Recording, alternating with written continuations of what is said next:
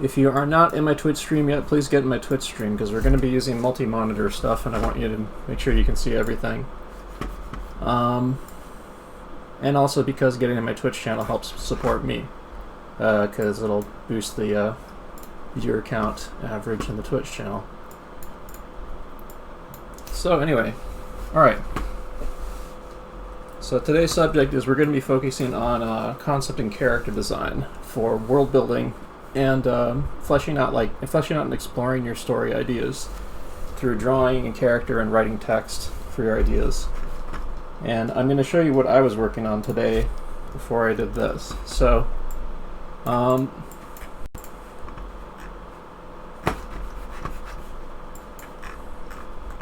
first off, the idea for this is, the genesis for this idea is like a RPG game idea. I actually have a text file where I've written down even more ideas than are on here, but this is like a bunch of sketches I did for it of kind of like a Persona meets like a bit of Stranger Things with a little bit of Digimon or Pokemon in there, except like it's very, very character driven, so I'd say it's more like kind of Chrono Trigger, because like you actually get to know the individual like kind of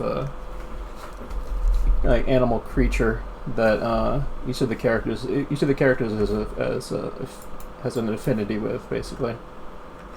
This is one of them named Quillmax, who is basically kind of a tongue-in-cheek slight parody of Sonic the Hedgehog a little bit, only slightly. But they are an aggressive attacker character that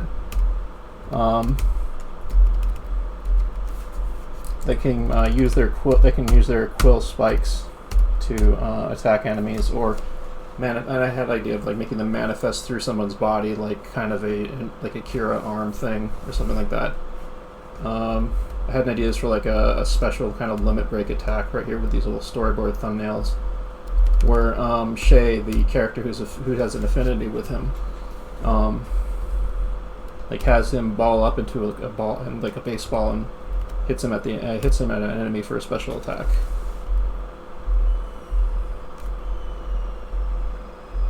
There's a few other early versions of ideas for characters. The Void Dog, which we're going to be seeing more of tonight. Yeah. So I've been kind of exploring like what kind of tone I want to set for the world, and what I've been doing.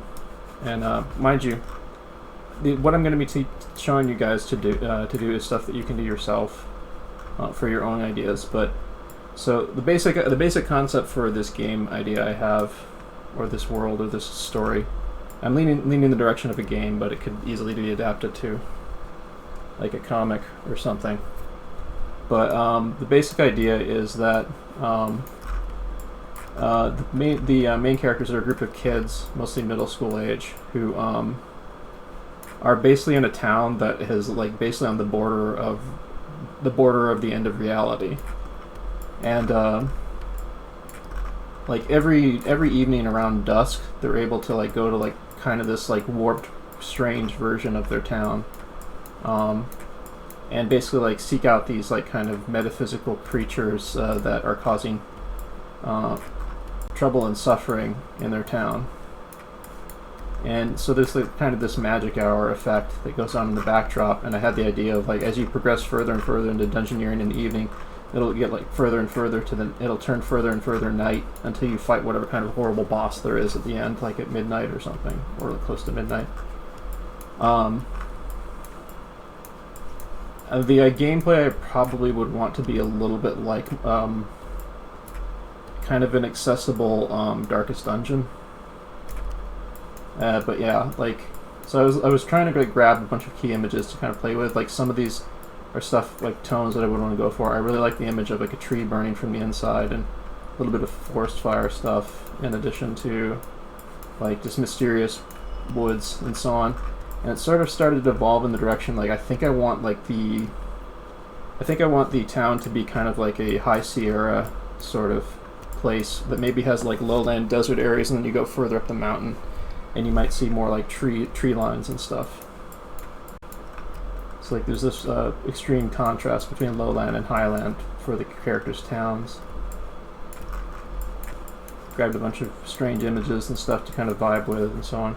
And then one of the things I did was, instead of like drawing out a whole background so I can think about this thing conceptually, I actually like started just drawing characters on my characters on top of it, and played with the idea of maybe like in the future I could potentially like steal these to use as like like rough layouts for placing characters and trying out scenes and so on.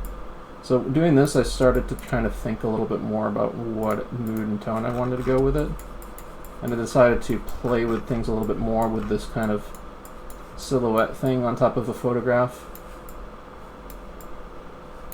And I started to play a little bit more with who the human characters are, the kids, versus their kind of like animal companions that I call animuses in this thing.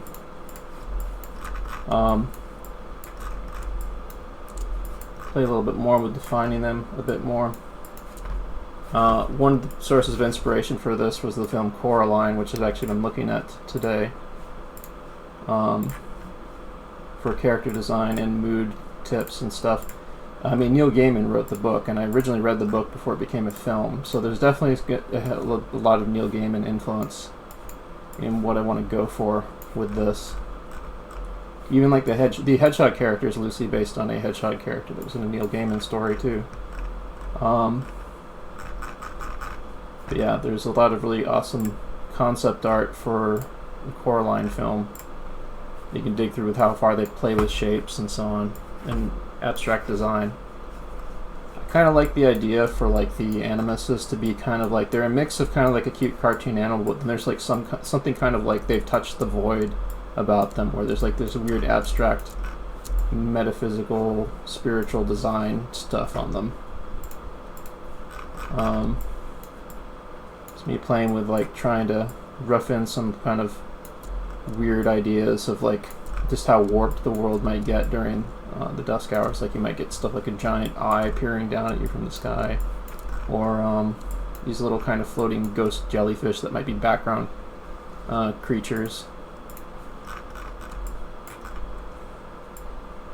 And here's the one of the animuses, which is a kind of a deer entity named Dimension, and they are kind of they have actually wear like a turtleneck, and they're kind of like a David Lynch Man from Another Place type creature who has like an affinity for science and logic and stuff. So like they're able to teleport with like these giant doors that they open up and close and walk in and out of. Some other explorations of potential character ideas. So here's one of Shay. There's one of Nada and Dimension. Some kind of boxy lion thing that I was messing with.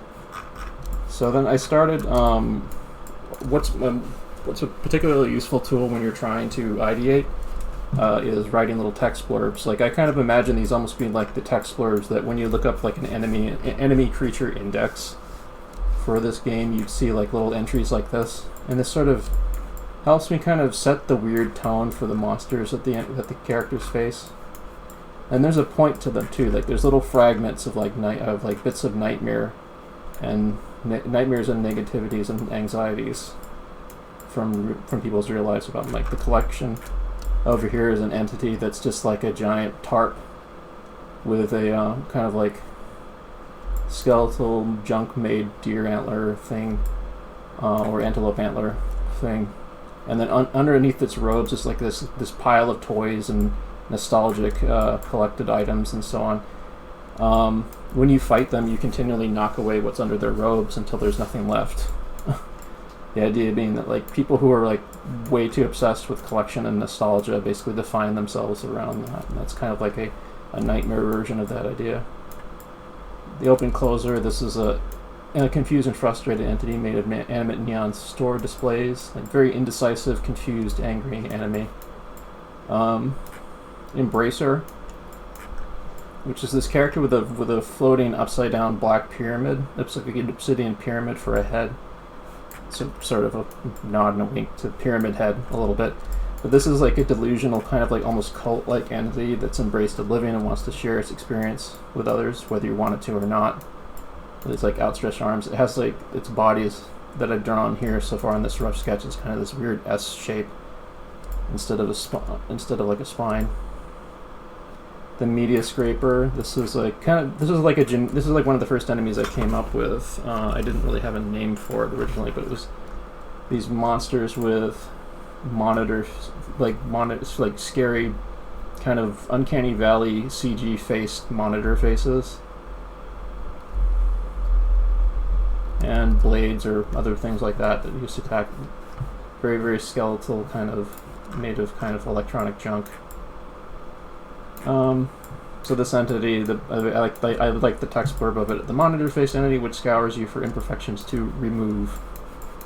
And Brand New Boy, a jealous entity that embodies the ideal child your parents always wanted instead of you. I'm gonna go some more with that. I like the idea of that creature. So here's the 4 animuses that I've got so far, aside from a couple more that I've done drawings of, like there's this one lion, and there's a bear, and a couple other things. But Quillmax is the main one so far. He's a shy but powerful hedgehog like Animus who worries about hurting their friends with the razor-sharp quills, and has a strange knack for showing up somewhere ahead of everyone else, which is a tongue-in-cheek Sonic the Hedgehog reference. Like, you don't normally see them like running around very fast, but somehow they're able to get to places ahead of all their friends. Dimension, a mysterious and cryptic deer-like animus with teleportation abilities and a knack for scientific calculation. Their telepathic relay abilities can allow a group of their companions to communicate long distance. I'm thinking I might put the telepathic ability on this character though. Kulela, which is a friendly stingray-like animus with strong cryokinetic ice powers, basically. It speaks with cooing-like noises that are somehow understood. And then there's Void Pup, which is a playful and protective animus created from the spirit of a loyal family dog, which played fetch at the end of the Universe K-Back's Stranger.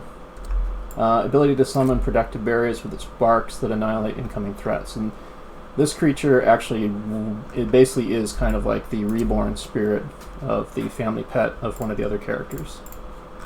So these are the 4 cast members. Shay, who's the central character, he's a young baseball-loving middle schooler who has a strong sense of team spirit, but a deep insecurity about living up to the image his friends have of him in their eyes. He's prone to taking on more burdens than he can shoulder alone, and his greatest fear is disappointing and losing his friends. Nada, a smart high school freshman with a detective-like attention to detail. Though she's quiet, she's prone to being over-attentive to details while overlooking the big picture of the situation. Same age as the rest of the group, but skipped upwards a grade. Guy, who's a classmate and a friend of Shay. He is energetic and excitable, sometimes too much so.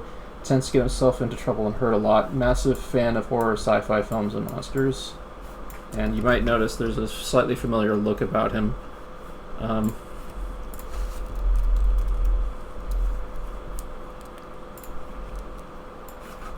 that would be because I'm basing him on this dude, who, by the way, actually did basically have a self-insert kind of like this in the series that he wrote, the Troll Hunt. He created the Troll Hunters.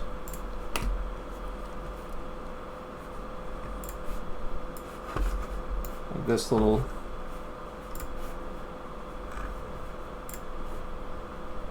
central character right here with the other two is very, very much like a Guillermo del Toro character, and he also, of course, really digs the monsters and stuff that he gets to hang with. But I might develop him a little bit differently, but I kind of like I like Guillermo del Toro a lot, and having him represent him, part of his spirit represented in one of the central characters, is extremely fun to me. And this character I'm going to develop some more, but I like the idea of an ex-bully who is kind of like realizing just how much is starting to finally realize just how much they hurt others, and is occasionally reflexively going back to defensive bad habits. So So the animuses they are associated with. So she's not as associated with Dimension. Shay's associated with Quilmax. Guy's associated with Void Pup. Void Pup was his dog before it got transformed. And Nail is Nails is Kulela, who's like probably the friendliest and most empathic of them, basically. I like the idea of that there's like some element of contrast and similarity between the animuses and their companions. Like Void Pup is extremely protective. It has the ability to summon protective barriers, almost like little miniaturized black holes or like AT fields from Evangelion. Like I think I have a sketch of that here. That's kind of AT field sort of thing.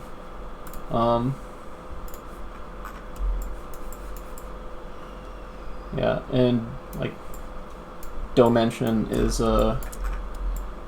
that's like very spellcastery, change the rules of gameplay sort of abilities and stuff, like flipping enemy weaknesses back on their heads and things like that. Kulela is Kulela I'm still trying to figure out, but they will of course be very ice powers and maybe constructive abilities, like creating objects out of ice and so on, or crystalline.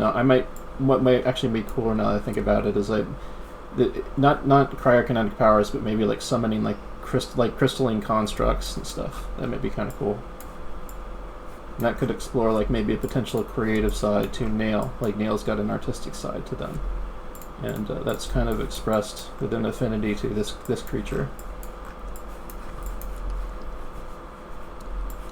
Yeah, and Quilmax, I like the idea of like his owner being he's almost kind of like, Quilmax is almost kind of like the exposed version of how the exposed version of the shyness that is lurking, the shyness and fear that's lurking under the surface of Shay. Like, even though Quilmax is like really strong in a fight and stuff, they are really, really shy and worried about harming their friends. That's part of the reason why they try to get early ahead of everyone else, so that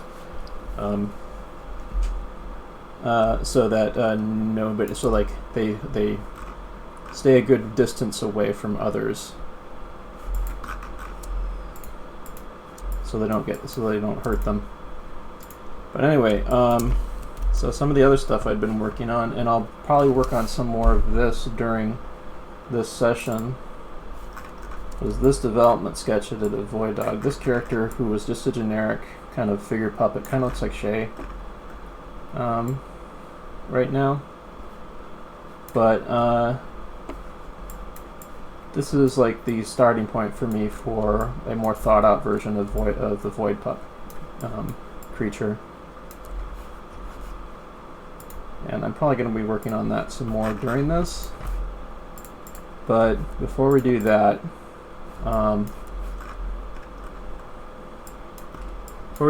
want to do some rabbit hole diving with you all. I'll show you some of the things that I've been looking at for inspiration this week. Whoops.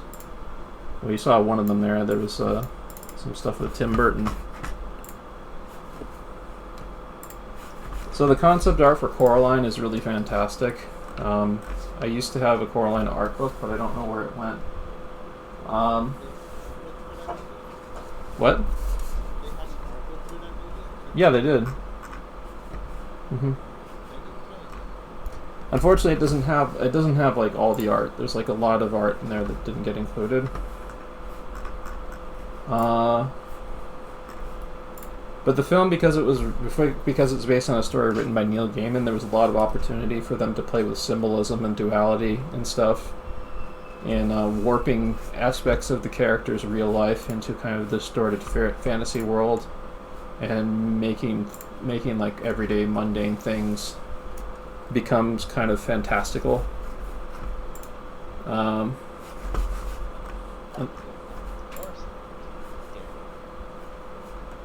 Yeah, I think some of this looks like a character design project that a student did. trying to come up with their own version of Coraline or something. But which is kind of neat to see. I mean, that's actually not a bad exercise. But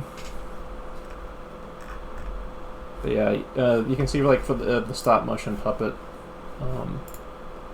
direction they went with the stop motion puppet design direction they went with all this is pretty fascinating to see how it developed from the sketching and so on that they did.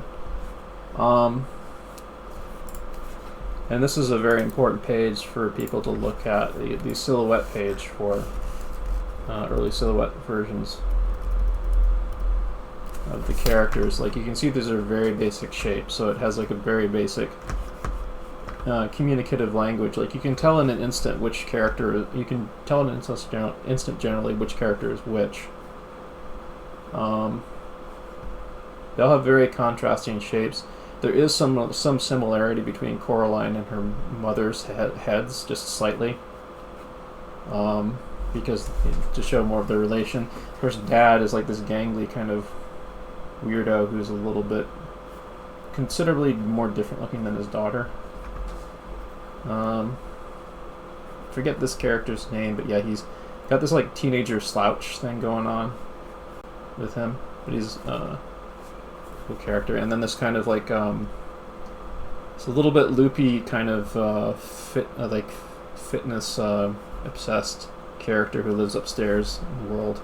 Has like really long limbs, and when his like otherworld version of himself does stuff, it's like circus performer acrobatic stuff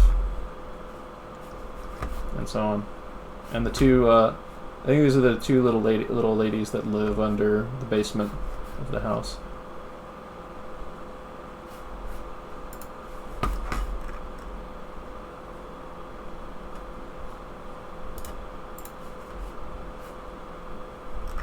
Yeah, just by coincidence, just by chance, there's a lot of examples of the character design silhouette stuff here.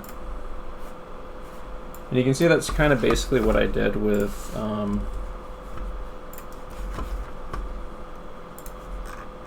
this, because it forced me to kind of think about just like overall shape and detail. Like I literally came up with Nada on the spot, looking at reference from photos from kids and other things. Shay was kind of generic here, and I might be developing him more because I want to make him look a little bit more distinct. Yeah, I have a pretty good idea of generally how Boy Pup is drawn. I'm starting to get a sense of like how Dimension and Quillmax are drawn, like to the point that I could draw them from memory. And that's what you kind of want with your character designs, like where they are easy to remember for you to draw over and over again. And like Dimension has kind of like this, and then the very important thing about their antlers is the antlers are just basically like kind of like TV antennas. I decided, at least at this stage, like I would simplify how many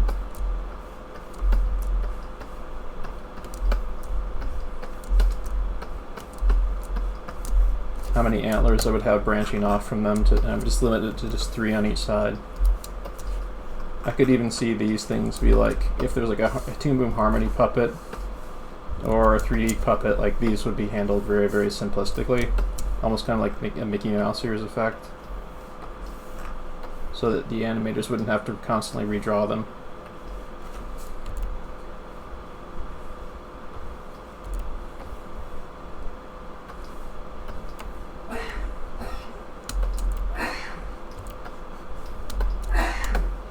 Still kind of making more decisions on them.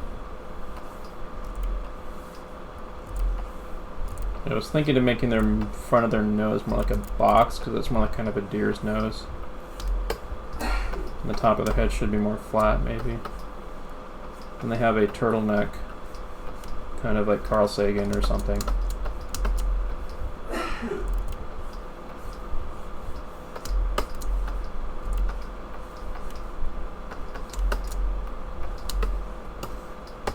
And there's some more stuff with them. There's probably gonna be like some kind of weird design on their head.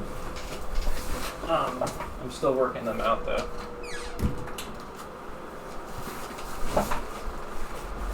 As I go through them more, I'm gonna try to like play with expression. Like, don't mention is very, very non-expressive from the tone that I want to go with them, but I want to like maybe try seeing what they look like when I put a goofy expression on their face, just to see what happens when that when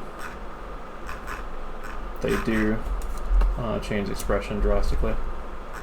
Yeah, even at this stage, like even though I haven't completely worked out their character designs yet, especially for the human characters, you can tell who is who.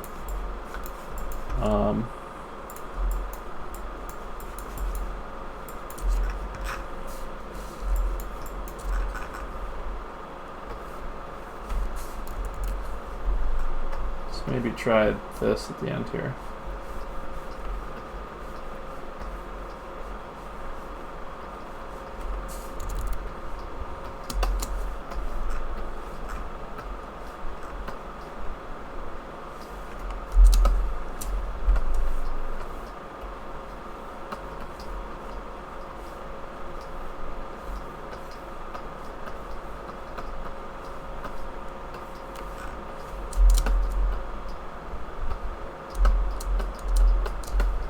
I actually want to put him close to the void pup, but I don't have too much space to work with here for that.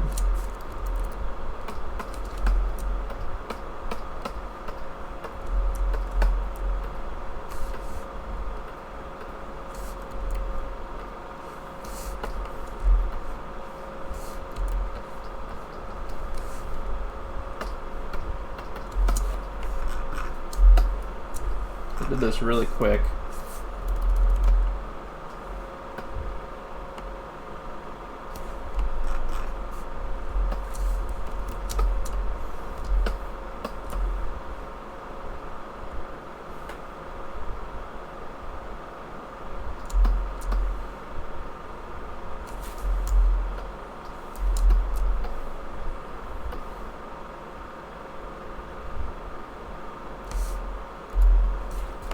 It's a little bit kind of cut off by the tree there, sadly.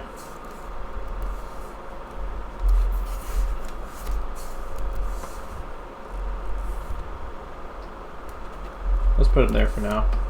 I'd rather have him beside his dog, where he can be seen clearly. I mean, the other option, of course, is to just turn off the backdrop and make my own. Like this.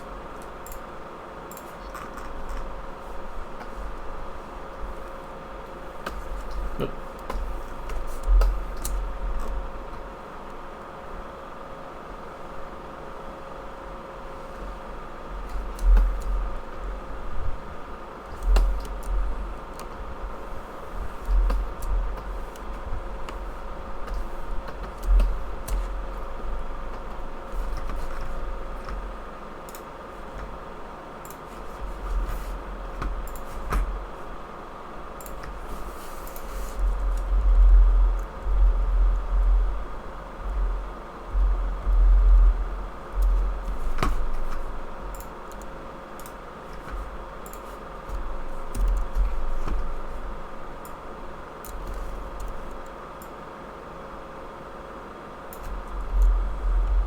so one of the subjects I wanted to cover today is the importance of music when you're concepting, because music can basically like help you picture the tone that you're trying to shoot for in your head, or how certain kinds of music plays off the themes you're going for.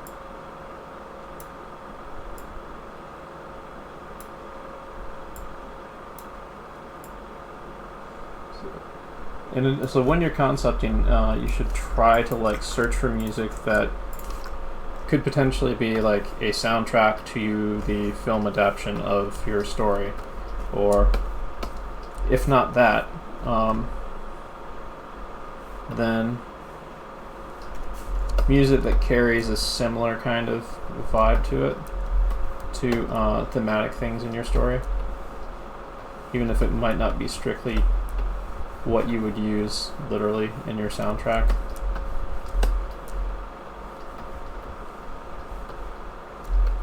set it a little bit here. It doesn't have to be perfect for this, just enough so that it doesn't look distracting.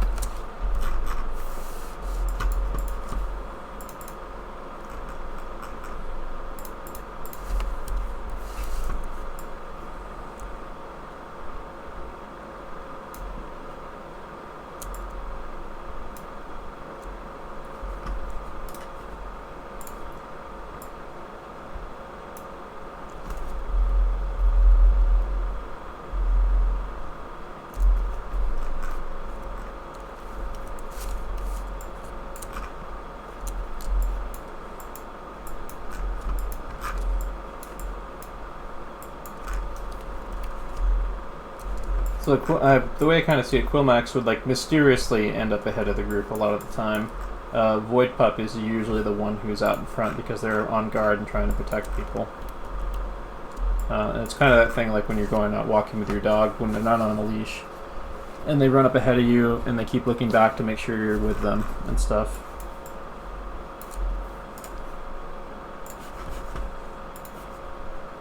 One of the other things I like about Void Pup is they're kind of like a cosmic horror Scooby-Doo, you almost want to say. Like Scooby-Doo touched the void, basically, and came back strange.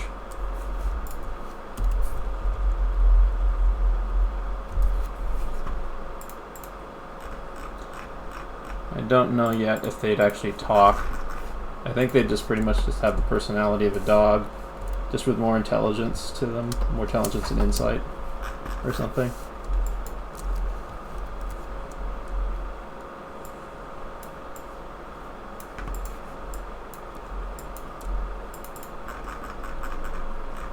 I want to develop Guy a bit more, but for... Huh? What's that?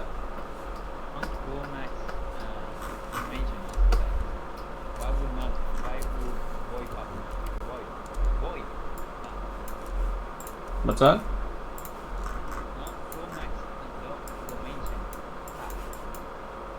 Well, yeah, they have different ways of attacking. Talk. Oh yeah, Quillmax and Dimension talk. Void Pup might be a non-speaker.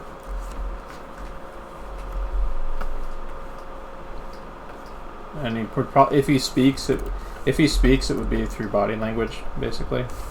I think he would understand what you're saying to him.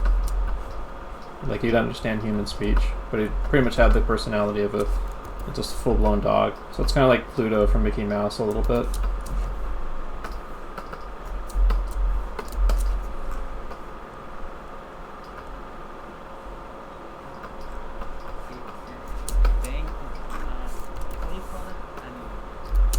What? Animus.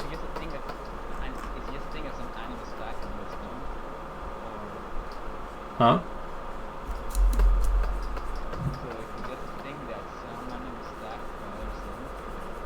Well, it'd be turn-based combat. No, attack. Sorry if I'm saying attack. Tack? Talk. Okay. Yeah. Some of them talk, some of them don't.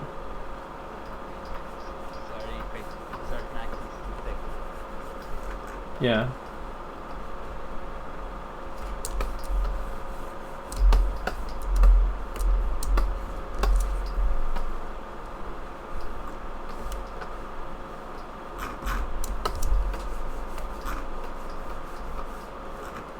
Who's the tallest? Okay, so Nail would probably be the tallest one here.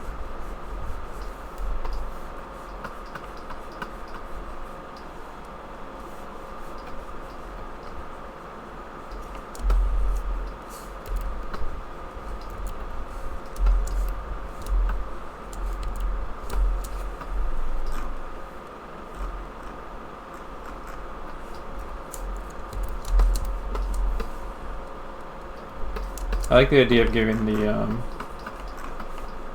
ex-bully the cutest, sweetest one, basically.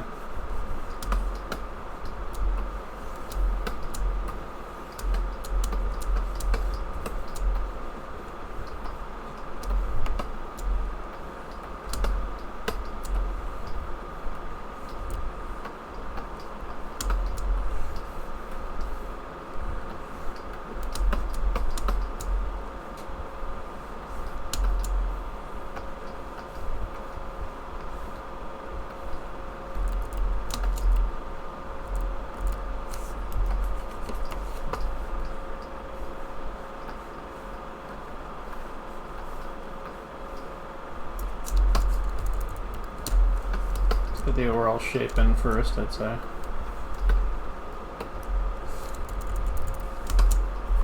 Not really feeling that.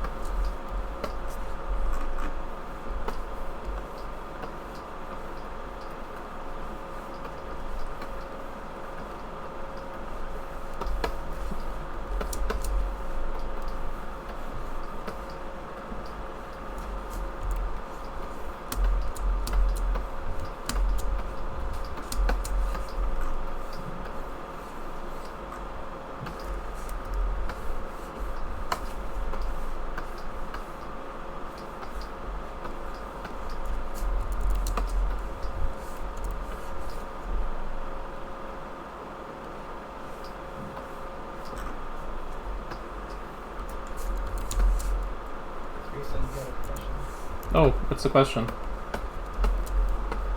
I'm just going to run through this real quick because I just want to get these two silhouettes up just as a starting point for this, and then we're going to move on to something else. Oops. I want to share some of the other sources of inspiration I've been getting this week. But what was the question?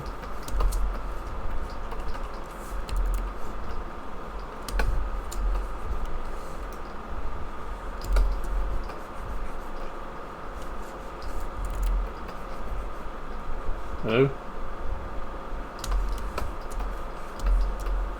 Yeah. Let me check the chat to see what the question is. He asked what type of music do you listen to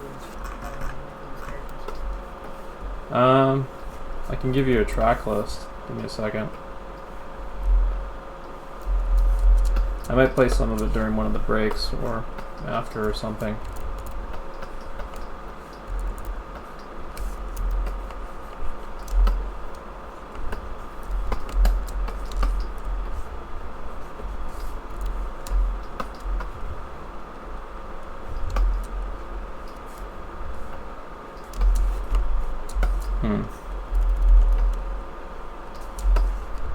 Maybe I should give him glasses.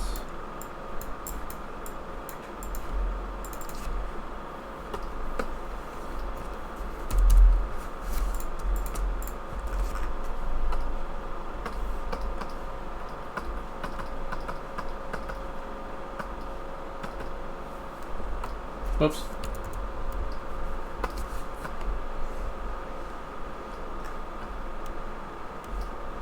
I'm not too concerned about drawing quality at a phase like this. It's just about getting the idea down so I can turn it over in my head and play with it. Like later on, I'd really be able to make some polished stuff with them. I work out the designs more.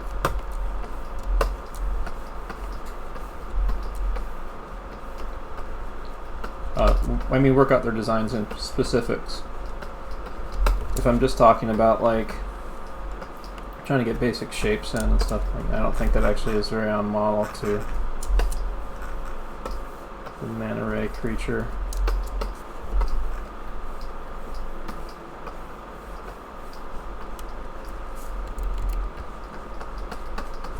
One of the things I think I want to go for with the little manta ray creature is that their general attitude and flow they'll be constantly like flowing through space, and everything about them kind of implies a smile. Like they're almost always in a really friendly, playful, cute mood, twirling through space as if they're manta ray under the ocean.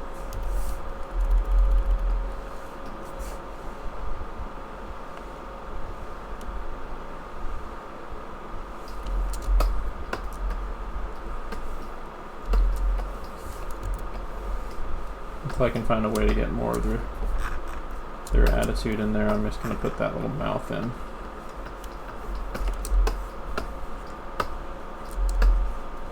I'm not really sure where I'm going to go with the bully's outfit just yet. I have a generic idea of a bully in here, and it looks like he's a Guns N' Roses fan from the 90s right now. So I'm going to find some ways to revise them and think about them some more.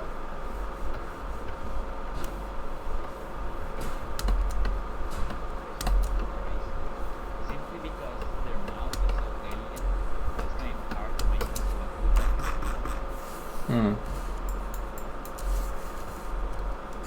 What's that? Sorry.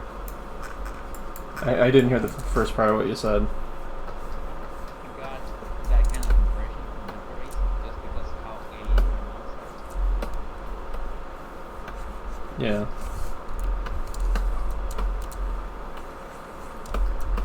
Well, I'll have to figure out what their shape language is so that like they read better in silhouette stuff. I mean, it's pretty clear what this thing is. This is the only one that's. This is the only creature that's like this of this group. But I want to make their attitude a little bit clearer. Like they need. I like this character. Like needs this monster needs to look like they're really really happy to be alive. At all, in like a really kind of positive, friendly, happy way. Like, ooh, I love floating through the air. It's so much fun. That kind of attitude. Anyway. So I mean, like, I already had this character worked out in their direction, but these two guys right here need more work. I'll need to grab reference and think more about them and stuff.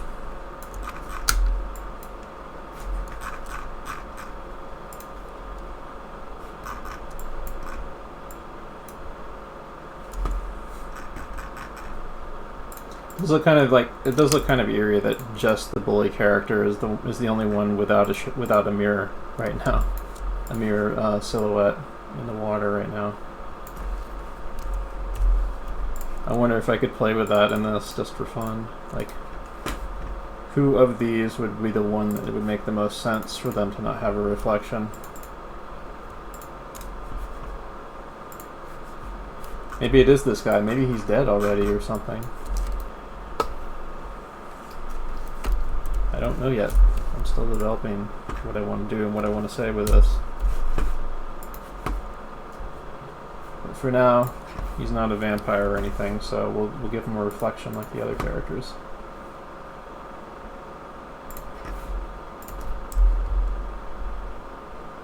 Oops, actually don't want to do that.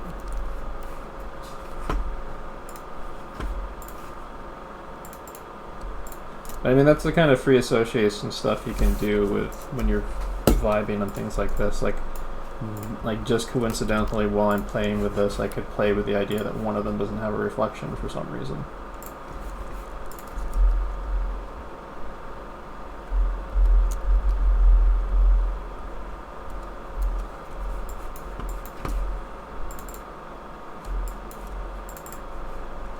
Alrighty, let's get their names on.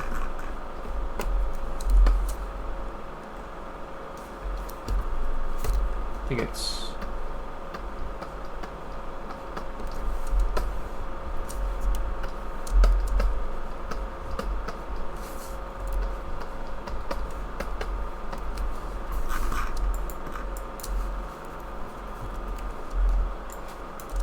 there we go.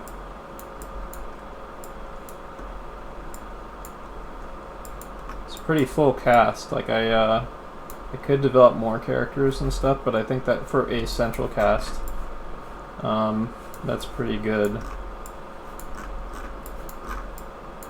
so far. Something to work with. I think that like the dynamic between them would definitely be very interesting. I can play with seeing what other characters I could add into this might have going for them, impacting the group's dynamics and whatnot. Anyway, so we're going to go over some other things I've been looking at this week. I have a giant Tim Burton art book I got years ago when I was at the LACMA exhibit for Tim Burton's exhibition of his art. It included production art that was done by other artists on his films, but most of it was like drawings by him over the years.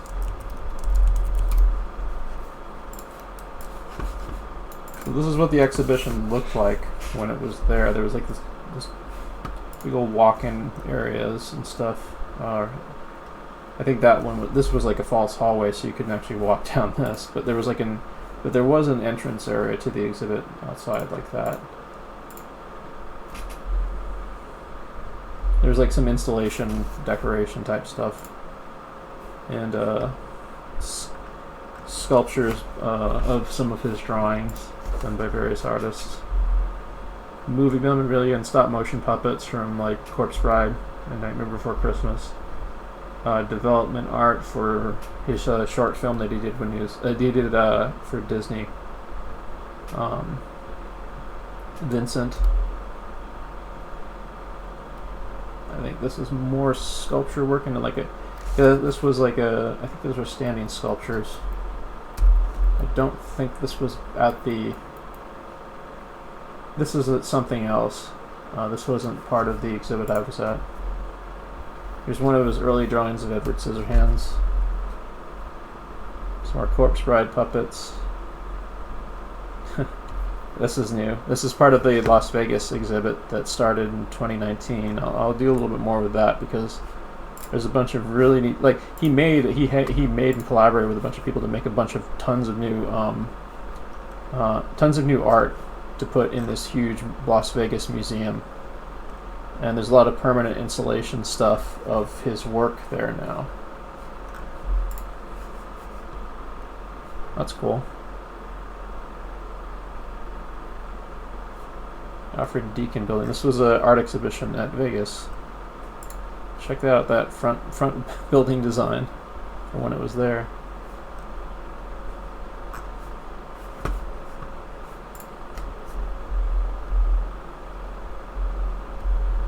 Yeah, I mean, like the giant book that I'm talking about that I have. It's $75. You can still get it, and I strongly recommend it. Let me see here. Tim Burton art book. There's a deluxe version that is signed and comes with a lithograph that's $300, but this one you can just get for 75. It's the same book as this, and it's $75. And I actually have it here physically with me, right here. And there's foldouts in it that are like, I'm a 6'2" guy. There's a 6-page foldout of a bunch of character designs in a lineup that I can reach from end of my arm, holding out the pages on. It's that big. But yeah, I strongly recommend picking up this book because this book is an explosion of creativity on like so many pages. So I can give you kind of a taste of what's. I know that's somebody imitating Tim Burton's style. I have to hopefully find examples of what the book looks like on the inside a little bit. There's some of it here. Let me try drawings by Tim Burton.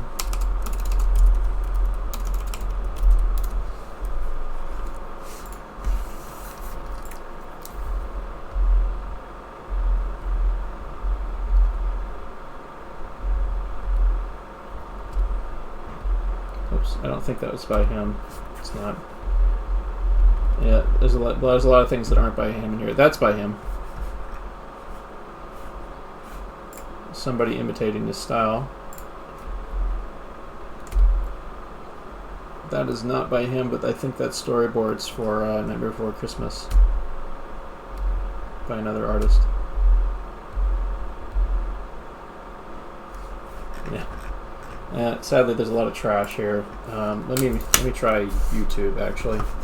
Oh, that reminds me. He's actually working on an adaptation of Bambi. So it remains to be seen how much he decides to design the characters to look like the Don't Mention character I just made. Yeah, that puppet from. This is a very, very, very. I mean, her name is even Weird Girl. It's a very, very, very Tim Burton design. There's Oyster Boy from his Shelf Silverstein ish book of kids with strange afflictions, basically. Some more Frankie Weenie puppets. Yeah.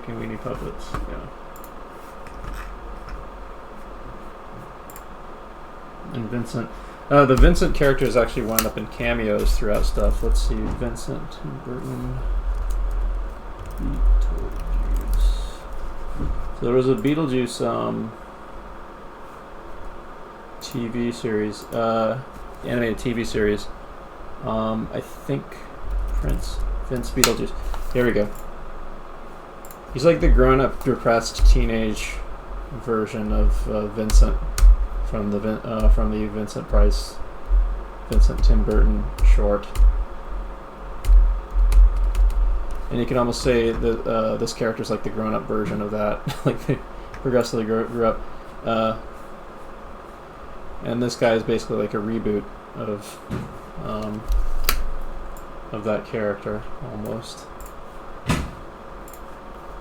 It's a recurring author self-insert thing going on in Tim Burton's fiction, which is kind of fun. I might even try to insert some more of that into Shay. He's a little generic. Like, I kind of wanted to start with that. I wanted to give him baseball stuff, because then that makes sense for him to have that, like, the baseball attack. But let me just see what I can do if I was going to make him more like... Well, I'll do that later. But I was going to play with making him more distinct. Actually, now that I think about it, Paranorman. There's a young boy protagonist that deals with weird shit. And also by the same studio that made Coraline.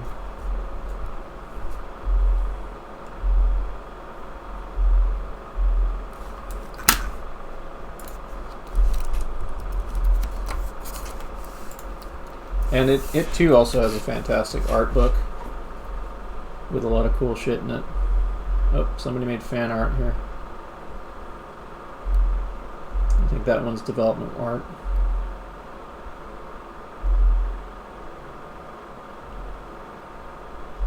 Yeah, that's more development art.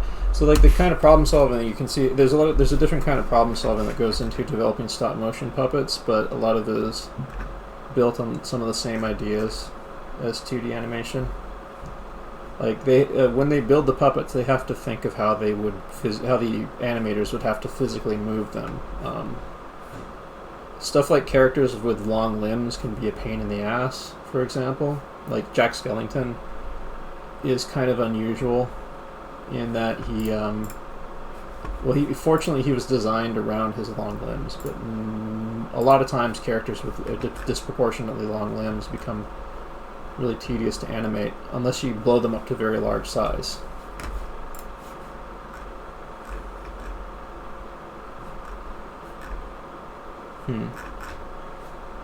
Yeah, there's some concept sketches.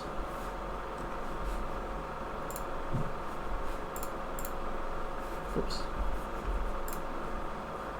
That's cool.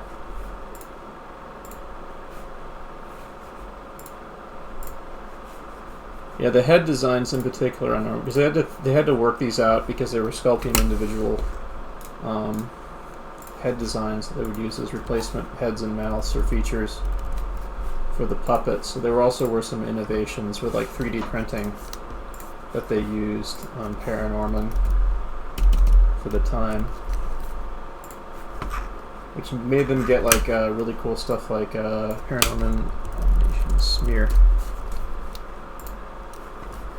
Like, normally these kind of smears are like hand drawn in the 2D animation, but in Paranorman they actually made like smears and multiples on certain shots.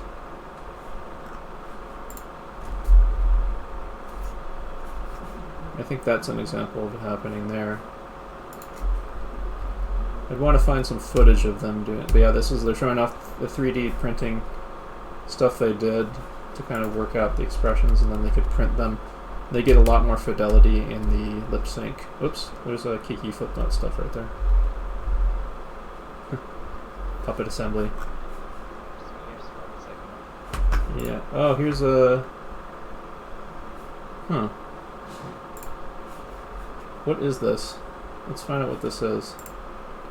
Is this production art, or is this a,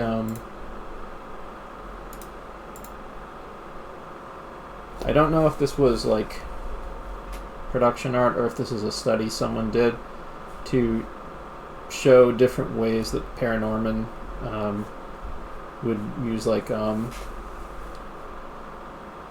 like they would use like different 2D animation tricks on the stop motion puppets in Paranorman. But I'm gonna save that because these do occur in the film. I just don't know what the context is for this. If this was actually a piece of production art, if this was by a fan artist or something. Let's try searching.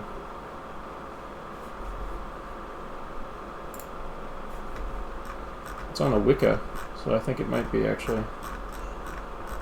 I think it is.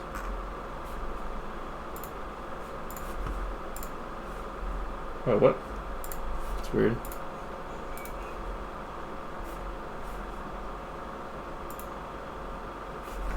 Anyway. So my human characters are pretty generic right now, and I want to play with their shapes more. And I can push them in more stylized directions and so on. But I may reel them back in a bit to be a little bit more realistic, because I kind of like the idea of like these really weird looking characters that they're hanging with, the contrast, maybe slightly more humanized characters. So they really do look like they're part of a different world versus the human characters.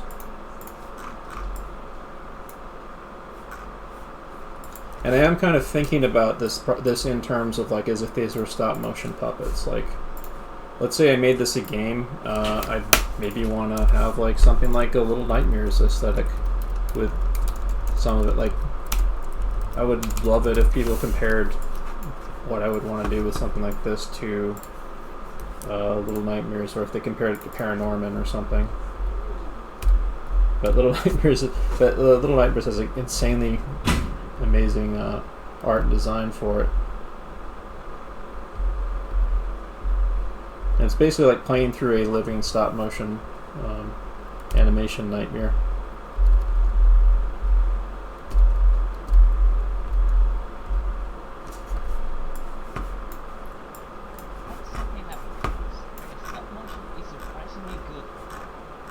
Yeah, because it's really creepy. Like something about that jittery. Yeah, it's slightly uncanny. It's let's see here. There's one film in particular that I would want people to see regarding that. Let's see, what was it called? Okay, it was the 1991 film The Sandman by Paul Berry. We're not gonna play too much of it because I might get copyright strike, but yeah, this guy he went on to, of course, to work on Nightmare Before Christmas shortly after he completed this, I think.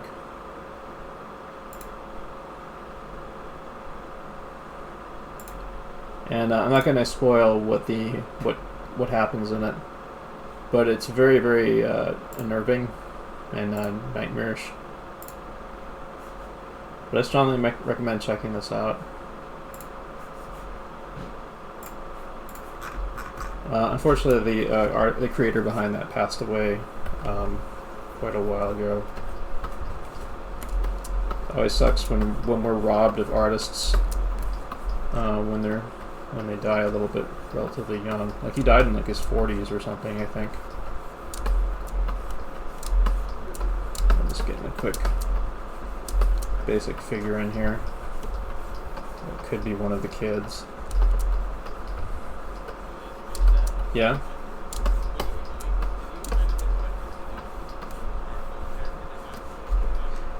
Not for this. I'm giving you guys an introduction right now for how you can approach doing it yourself. I'm trying to give you guys ideas for how you can dig through stuff for inspiration and how you can jot down your ideas and play with them.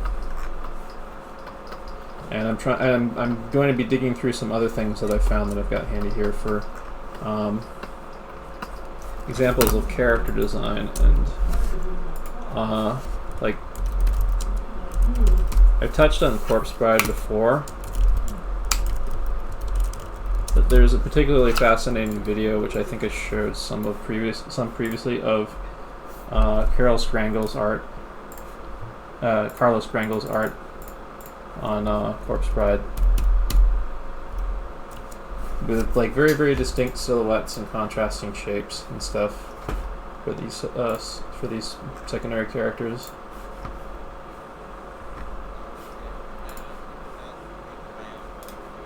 Oh sure, no, that's fine. If you want to vibe and make your own stuff right now, that's fine, totally cool.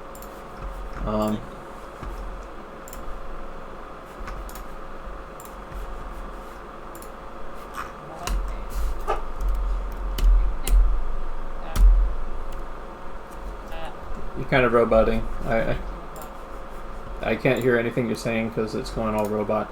So Carlos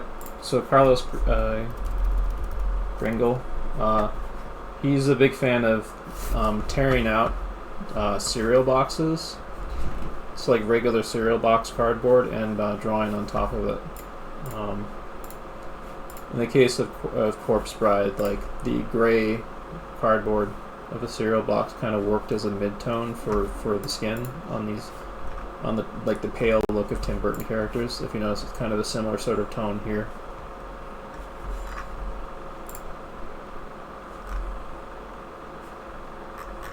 What's this?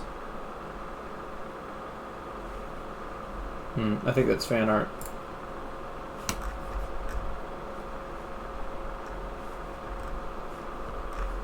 But yeah, I mean, like, if you want to lesson in, like, contrasting shape language, the Corpse Bride concept art has fantastic lineups of characters showing very, very different, distinct looks.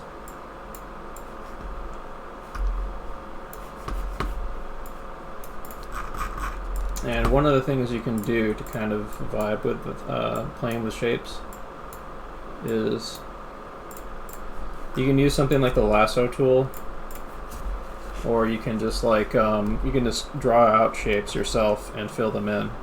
Like let's see here, I'll get the Millipen, get a new layer.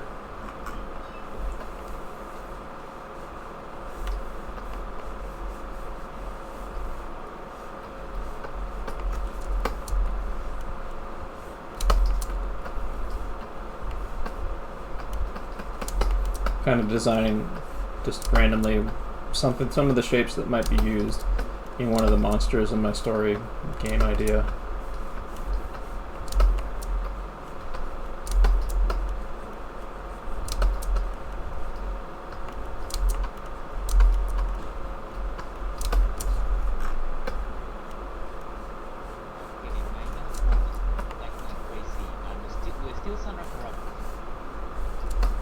What's that?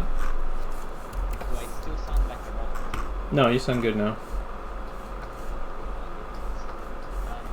I have a question. Yeah. You wonder how as actors were very similar. For example, in the first ride, Yeah. isn't having characters who are too similar, especially protagonists, a bad thing? It can be, if it's overdone or whatever, if you keep falling back on the same thing over and over. But I mean, if it's a stylistic thing that is like one of your little signature things you like doing, then that's fine. I mean, Tim Burton's drawn and created a tremendous amount of stuff over the years, so you can't really pin him down completely, even though, like, he basically kind of coined an entire look and feel to stuff that we associate with him now. But yeah, I mean, like, for your own, like, you kind of have to decide for yourself what you want to do. Like specific characters. Like, is it having two very similar characters as protagonists? Yeah. Not always. Sometimes it can, like, be good for familiarity with a particular style or something, or a similar style. In the case of, like, Frankenweenie, like, that character was pretty much a callback to to Tim Burton's Vincent, who actually did have a scene where he was making a monster out of his dog. And of course, Frankenweenie was originally a live-action film a long time ago, like a live-action short film, long before it was a stop-motion film.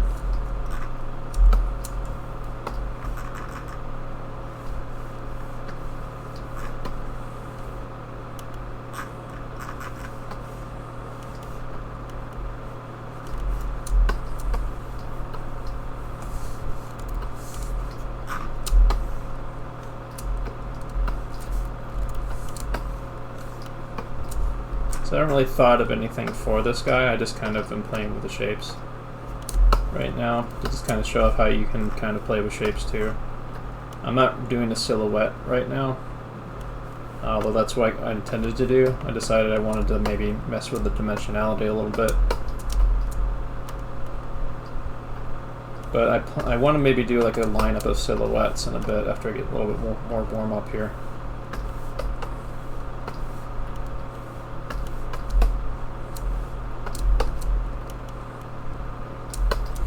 But I like the idea of the monsters in this game or story being a lot of very abstract monsters. Like I love the in the Persona games, like some of the Persona games with some of the not the non-Shin Megami Tensei gods and deities and demon stuff. The stuff where they came up with like original creature designs, like the enemies in Persona 3 and 4, that look kind of like escapees from a Tim Burton art book. Like, I kind of like that stuff. Like, let me see here. Persona 3 enemies.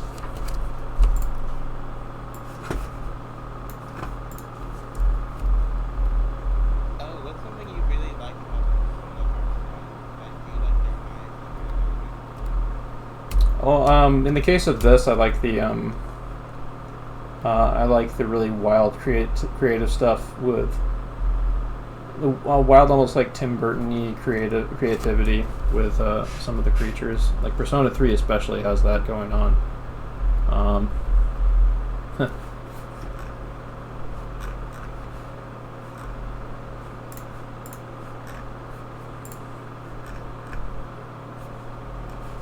Let's see, Persona.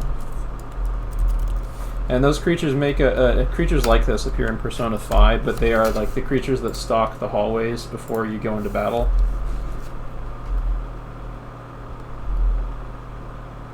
Yeah, this character right here is kind of like almost like a corrupt authoritarian cop monster.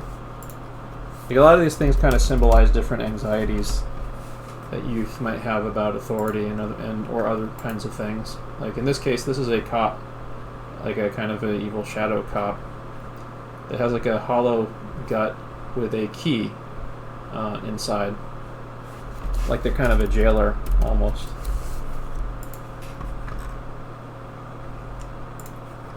These licking monsters there.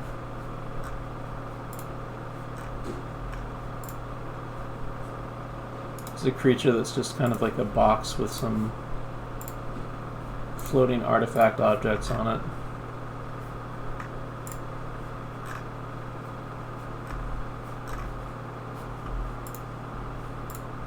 Oh, there's some cutting room floor monsters in there too. That's cool.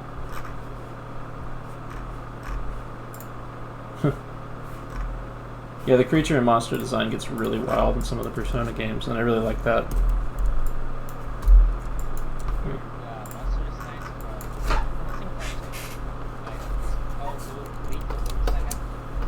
Yeah, Digital Devil Saga. Yeah. That actually we should take a look at. Digital Devil Saga. Devil Saga character. Because the design pages in that are fantastic.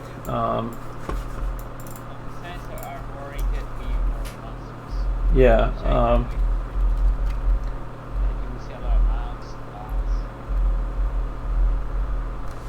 You see, there's some design sheets that show off what they do.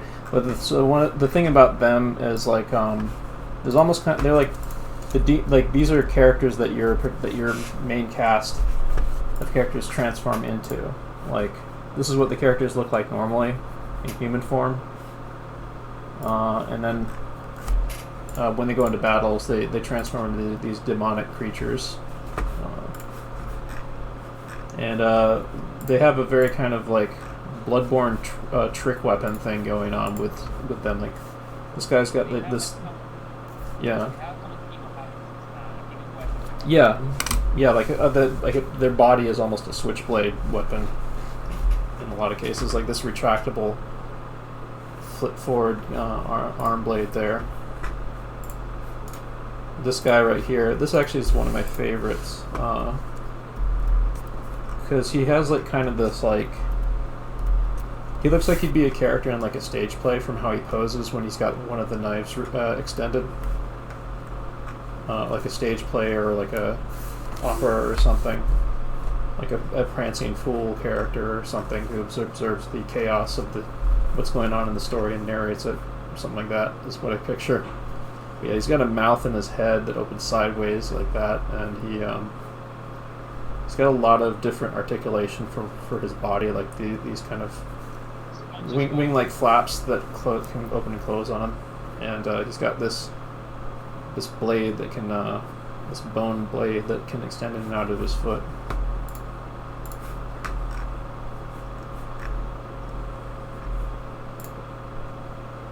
Some more stuff here with another creature. This guy kind of looks like an Ultraman for his color scheme. And I think that was intentional. It's cool, but compared to the other characters, the design is a little boring compared to like the main cast. Or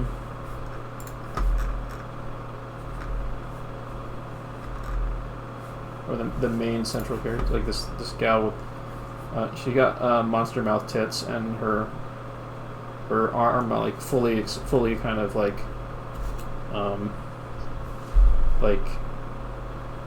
kind of flips out into into kind of like a sword whip. Yeah. Like there unravels.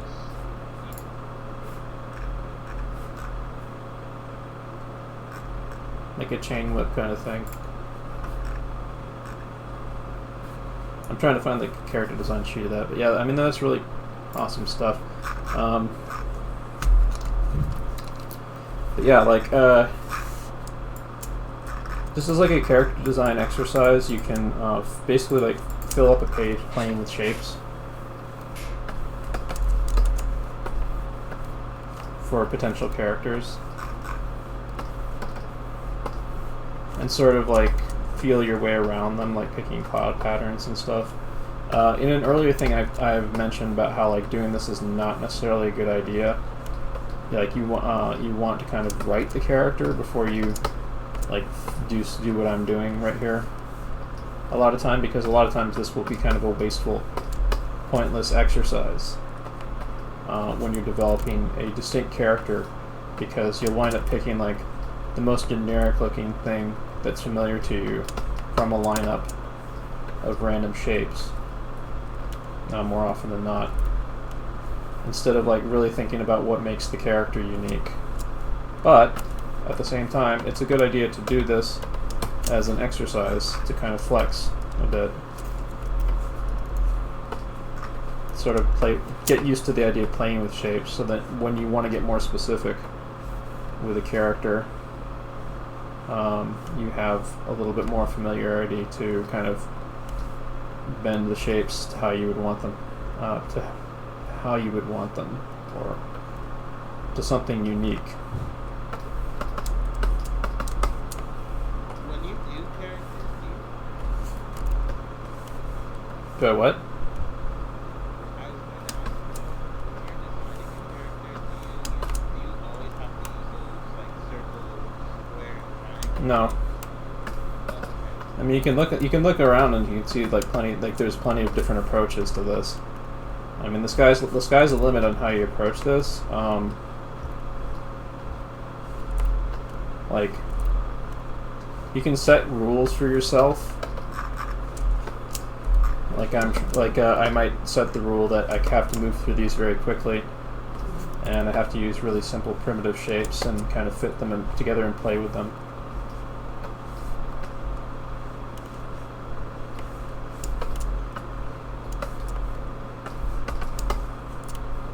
And then I'm allowed to use some areas of white on them, of blank space on them.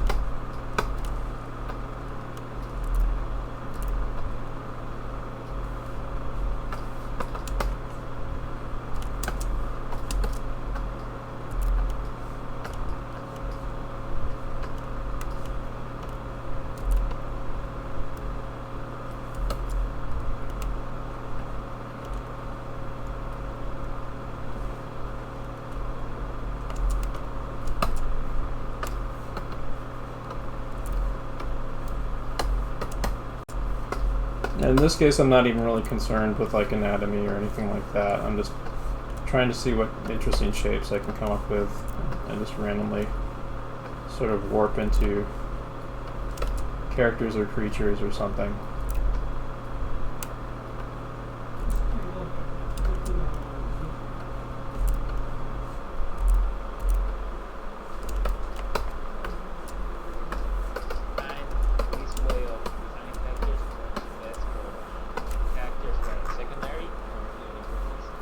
Yeah.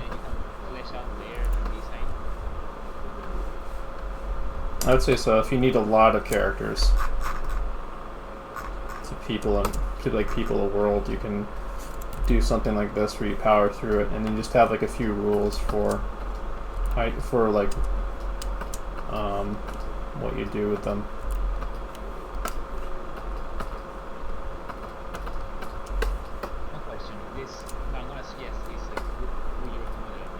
What's that? Say if you're doing this and you end up liking a side a lot, would you say it's a good idea that you try to work an idea of what a character is and then reassign it later? It's usually better to know who the character is before you start drawing them. Usually, not always. Sometimes you can discover them through drawing. Let's say you did this for something random, and you really like one of these sides.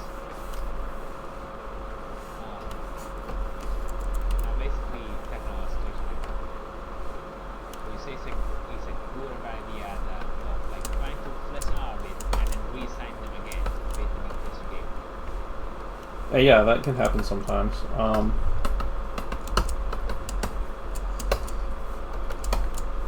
But I've seen plenty of examples of that sort of leading to much more generic looking stuff. Like I've mentioned before, like in previous classes of this, you want to try to avoid the design by committee look to your stuff, where things just wind up look like really, really generic and look like stuff that people have all seen before. And one of the ways you avoid doing that is by writing your characters first, so that like by the time you actually hit the page with the pencil, you kind of know in your head what and who they are, and there's like only about like 2 or 3 different ways you could probably vary drawing them. Like you'd even know kind of like potentially like what kind of colors they would wear and why, from working out that stuff earlier.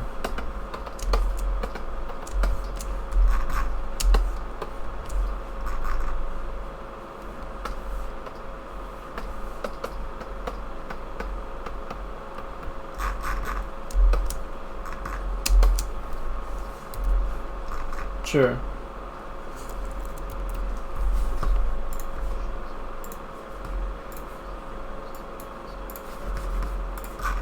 Oh, well, you don't really worry about that too much, because you're just ideating. But you can try to like put them into wild poses and stuff.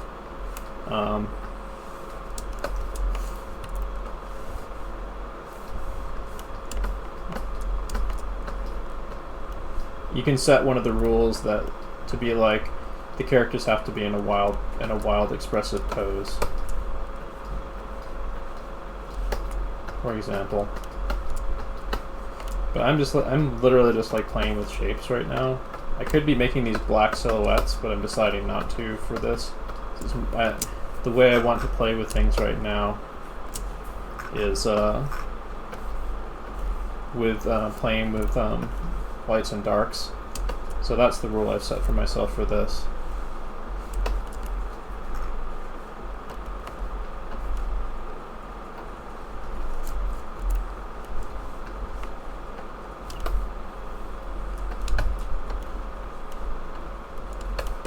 And again, I'm not really concerned about anatomy or proportion for that matter. I mean, why would I be with creatures this abstract?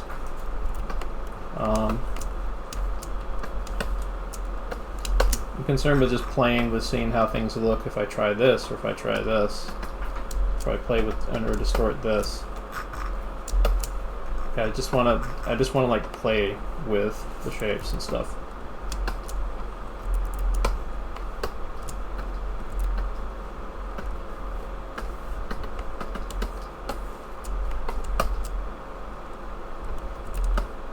I actually kind of like that his feet are just bricks. So maybe we could keep that.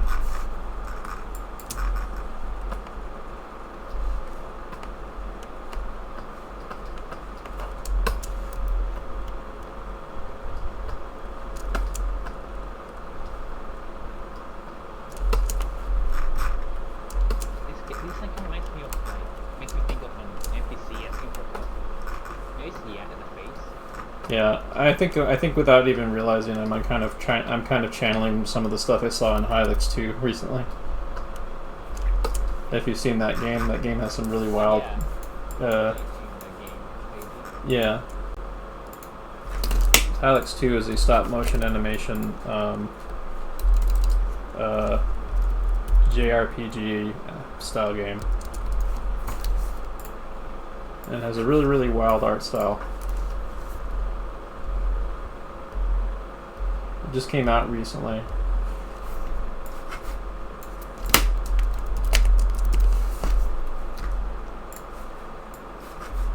Here we go. We'll take a peek at this. I'll leave the audio off because that will reduce the chance of a copyright strike. So like all the magic attacks and the attacks in the game are done by like digitized hand gloves of the creator's hands. Of the game's creator's hands, which is kind of funny. Like that. You get like these really bizarre enemies and stuff. Even the player characters are bizarre. And the attacks that they have are really strange.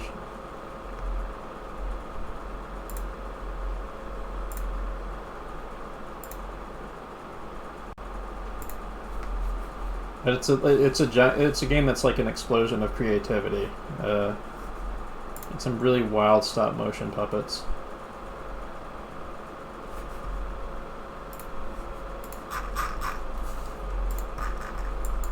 And they also use like very simple colors too, so that kind of gives me the idea of maybe kind of playing with that theme a little bit for this. Like,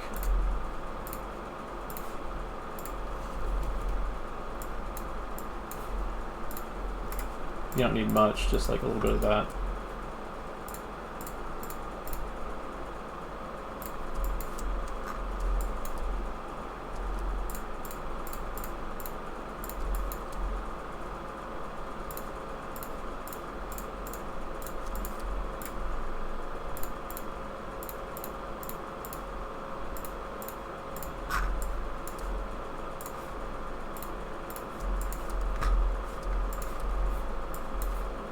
It does kind of still feel like his feet are missing, so maybe I will add something to there.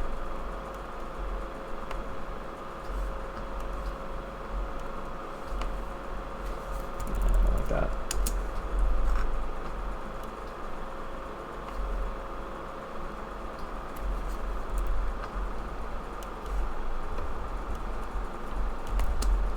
Yeah, we'll hold off on that for now.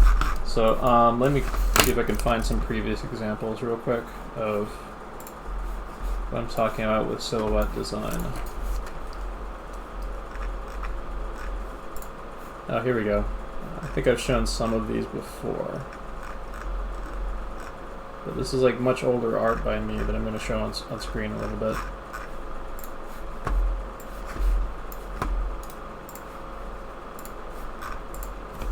Okay, this is me playing with silhouettes a bit of different characters.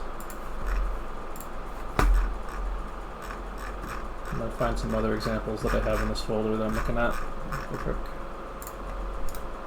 You can even use silhouettes designs for figure drawing stuff. Like this, where I had to do like a few pages of like 20 silhouettes for a figure drawing class assignment. This is like more in the ballpark of like where I kind of want to go when I vibe a bit more with the approach that I'm taking right now. Like in this case, I had like a 2-color rule with white and black, and then just threw a color in the background to make these stand out.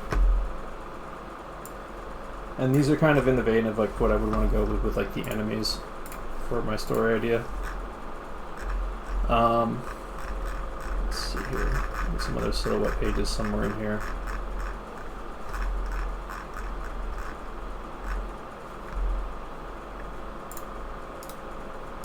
Some very old artwork in here.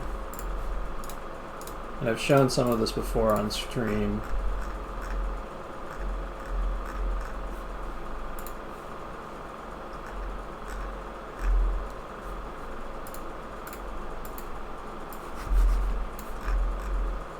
This is some older stuff. In this case, like I made the rule of I had to make characters and attitudes around like these little kind of bean shapes.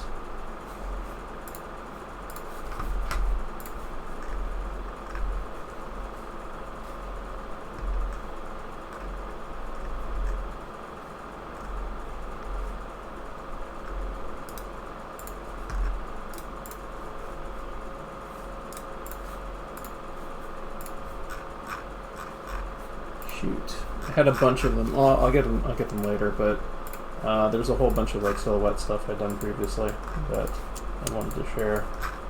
But anyway, like you can do this kind of stuff on your own and create like whole lineup pages of character silhouettes, playing with setting some rules for what you're doing.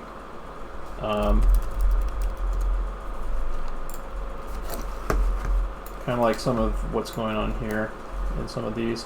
This is this is an example of iconic, recognizable character silhouettes right here, showing the power of a recognizable silhouette. I think these are for a game design thing. I'm going to have to take a quick restroom break shortly, but I'll leave some of these on screen while I go take a quick restroom break.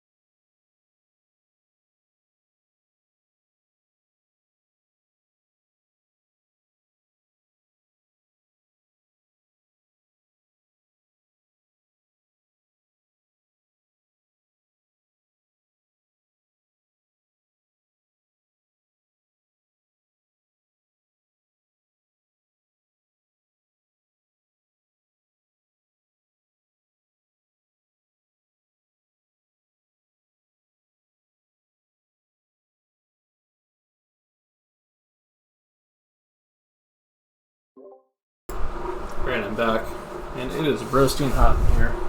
I need to find some way to ventilate this room better. Alright, let's see.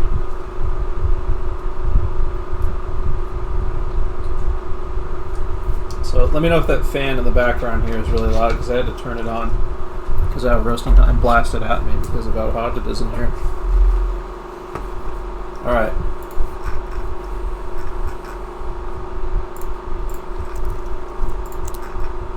Just toss those in there.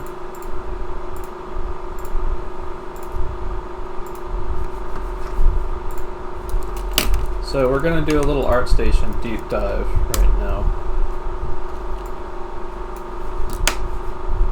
So bring this on screen. I think it'd be a good idea to continue looking at character silhouettes. Maybe find some inspiration here.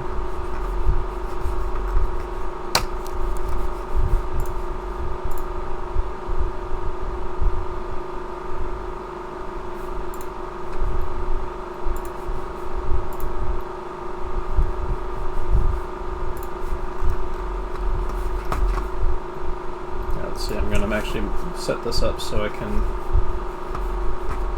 Yeah, I'll do it like that. Alright, so there's different approaches you can take to silhouette design. And some of them involve doing more than just the initial silhouette, like cutting into them with different layers of tone. And so I'm getting like a good smattering of them together to kind of show off what you can do with silhouette lineups and play with them.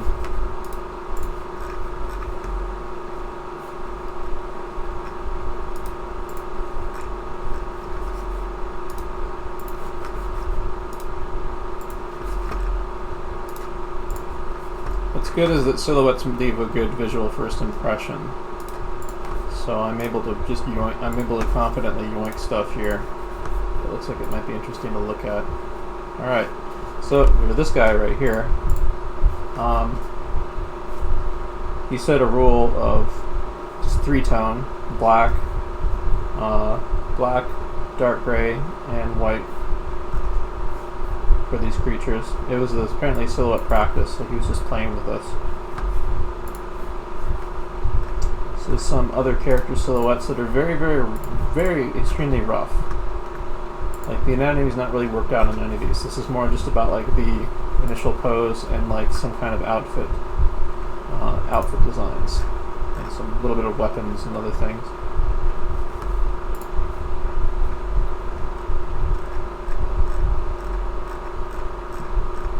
Kind of neat. This guy inventing kind of strange characters and stuff where he doesn't work them out completely, and he kind of uses just how things are kind of black in silhouette to imply more detail than there is there.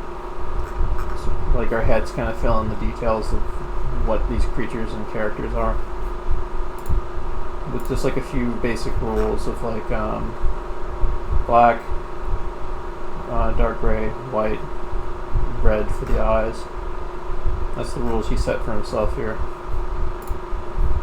This one, it looks like they started with black silhouettes with this stuff for like kind of props and so on. And this is like they even say right here, this is a prop study. And then in addition to like cutting in with them using white, basically like erasing into them almost, they then went back through and they also went back through and colored them.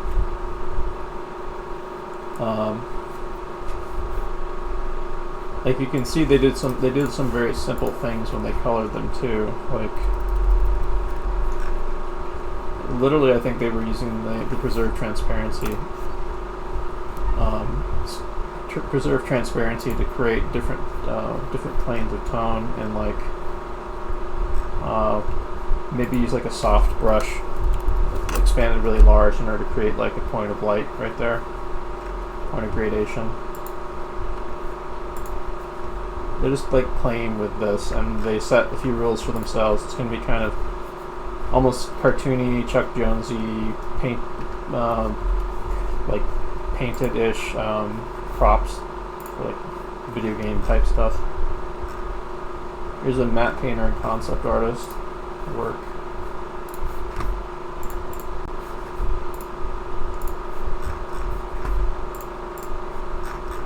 we see a lot of examples of vehicle studies.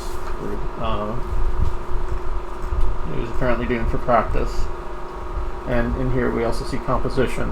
And you can see this is something that we're going to go into in the future some more of these kinds of compositional studies where you can use the power of the silhouette to create different layers of a drawing kind of like this, and then just like the stuff that's in the foreground would be the darkest color, and then it just goes backwards.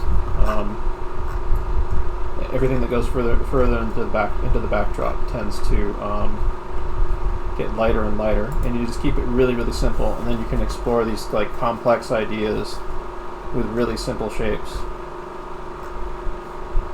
Play with adding trees in, implying a little bit of perspective, like here.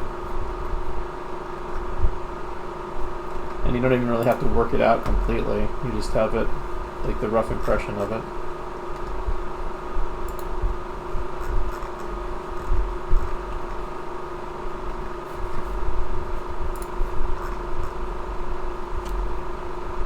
And for this one, it looks like the rules he set for himself was he used similar rules to that composition thing, the composition stuff, where if stuff is further in the background, it recedes in value. But he used it for constructing machines and vehicles, and robots and stuff. Not all of these. Some of these are just like flat single black tone. Some of them he like created additional depth. Like some of these, it looks like he actually copy pasted it, so you can kind of, it sort of feels like the stuff that's back there is a little symmetrical, as if it was like a real machine or something. He might have skewed some of it a bit. That would make sense. But that's like a quick way to kind of play with ideas and shapes.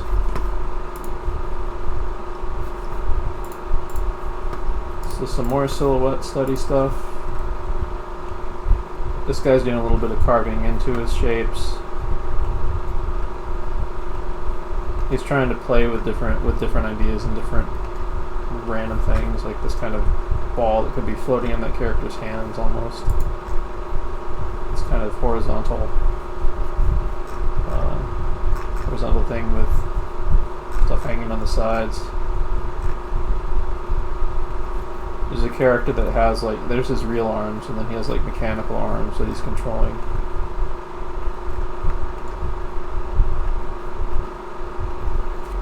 You can see though, like this kind of approach also leads to a jumbling of ideas too. Like it looks like there's like one idea going on the upper part of the body, and then there's another idea going up on another area.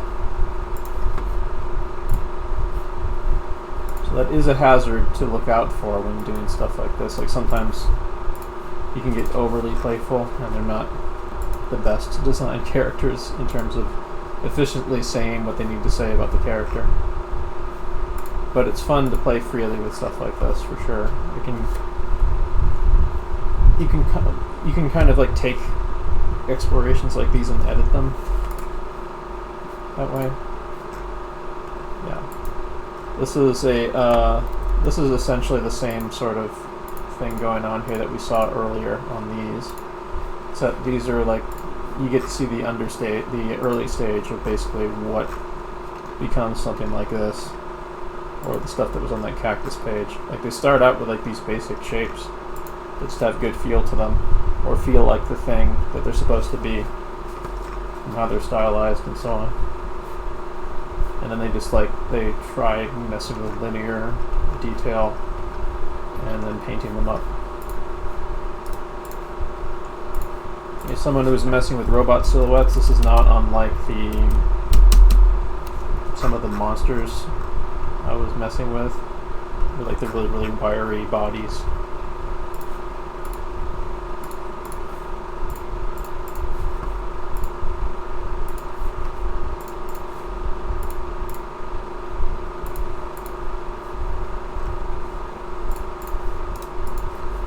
This is more like fairy creatures, this time using multi-tone.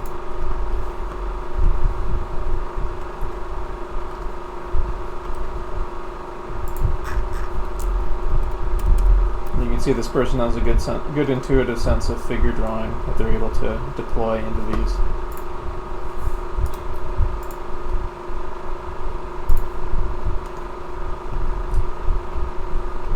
I don't think these are quite as successful compared to the other stuff we've seen, but this is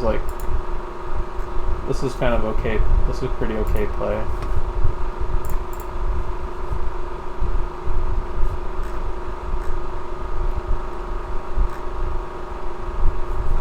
This was made 4 years ago. Let's see what other work this person's done. Oh yeah, they've come a long way in 4 years. Their more recent work up top looks way better than that.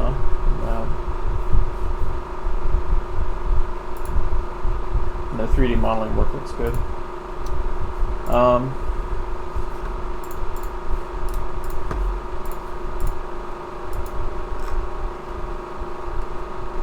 Yeah, this one is getting into.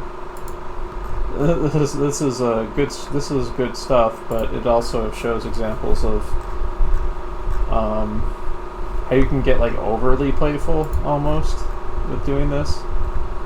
Like some of these are almost like too much, you know. I can't like they're fun, but I'm having a hard time like picking out a character or a distinct thing from some of these. But they are an example of like how you kind of loosen up, I guess, with doing stuff like this.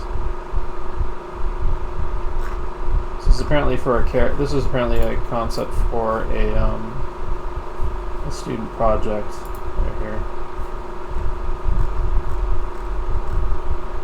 That's cool. They smattering of vehicle and character, silhouette design, an animal and creature, and building. This is more of that student project, looks like.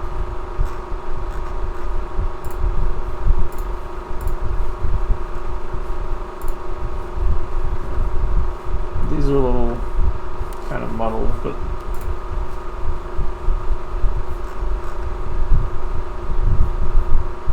I'm not too impressed with these. This is cool though.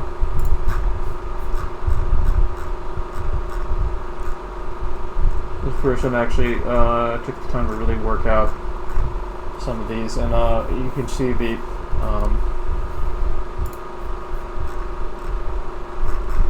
you can see them doing like insect studies and stuff to kind of like play with taking insect features and then morphing it into a spaceship kind of craft.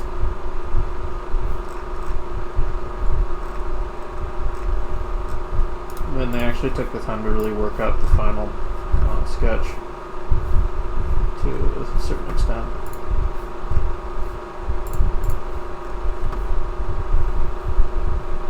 So this is neat. This has kind of got the over-detailed Transformers thing going on here, but I can still read the overall shape. This one I actually like better because that's a little bit more distinct. This is somebody just like basically doing robot studies, silhouettes. And I grabbed this one because this is a good example of shape design for non-characters, from what I saw. I actually thought these were weapons or items or something, but it turns out these were like kind of mothership shapes. Oh, that's cool. What?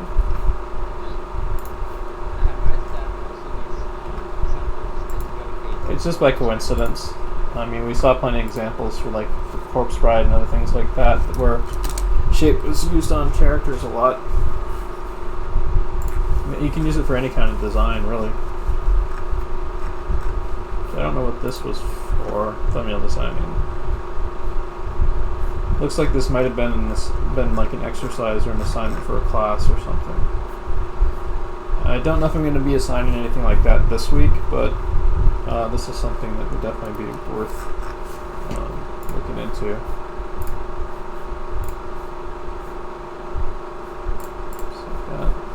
playing with kind of creature shapes. I'm not too. I think these are neat, but I would have liked it if these felt a little dimensional. These are feel a little flat to me.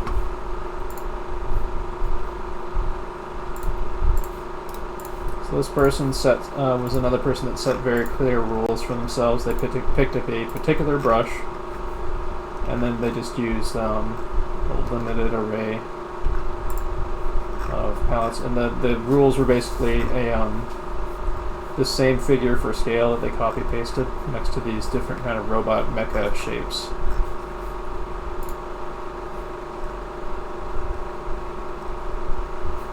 Shatters are these giant robots made out of floating metal pieces. Okay, so that's why there's little kind of shards flying around them.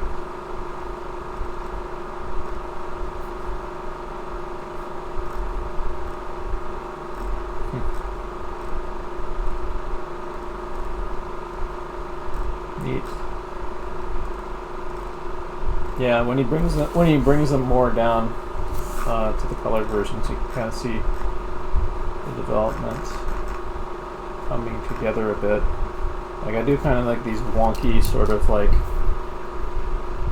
floaty, almost telekinetic constructs.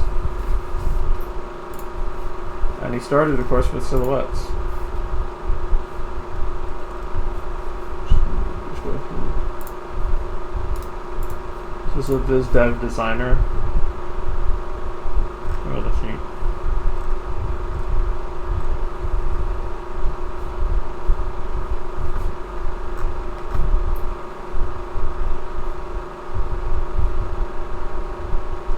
Yeah, this is the guy who I thought got a little bit overly playful, but his 3D work looks pretty cool.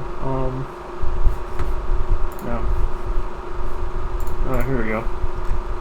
So this is more like fashion magazine looking characters for a world that they're building called the Outsiders. Called Outsiders or something. Down here.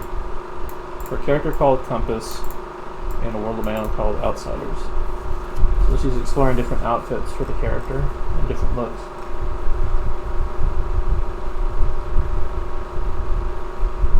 I think she had like a pretty good idea of like the person's body proportions and their general look, and she was just trying different hairstyles and different outfits for them. And what it looks like. See if they have any other examples of development from that. Yeah, there's more silhouettes here. Oh, there we go. Some character design exercising of Granny's. For apparently a little comic idea.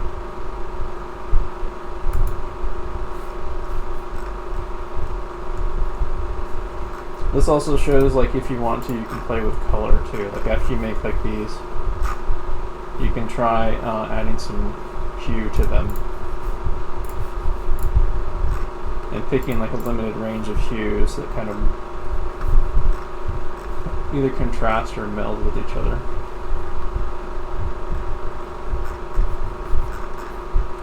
And you can do that with characters too.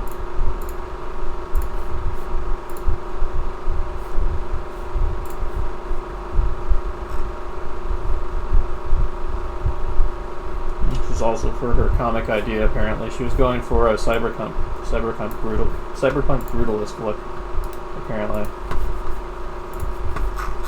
And it looks like she did a bunch of like silhouette stuff down here as like a decoration for like her official art for her comic that she's developing. It's kind of a neat idea, actually. Like you can make your concept art really presentable with some kinds of like border decorations or like texturing on the backdrop or something like that. It can visually sell your art or make it stand out when you're trying to stand out for yourself or for others. There you go. This is a character design that she did for a project she's working on. Shows off the character height, some different outfit ideas, I think. different some actions that she would do. A little upper body turnaround there. And some prop detail.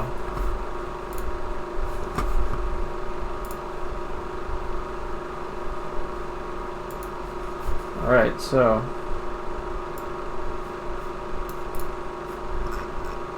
we've seen a lot of examples of how to approach like silhouette stuff.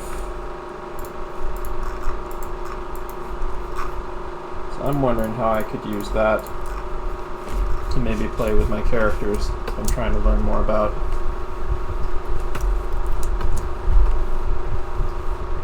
So let's try Shay a little bit.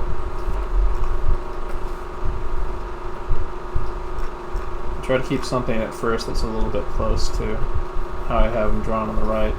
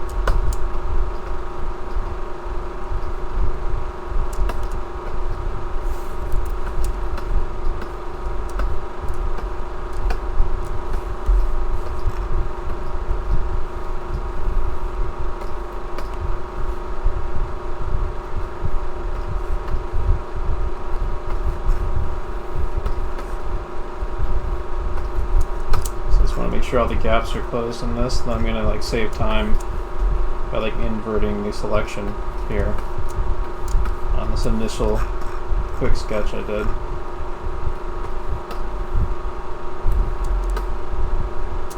Alright, that's good enough.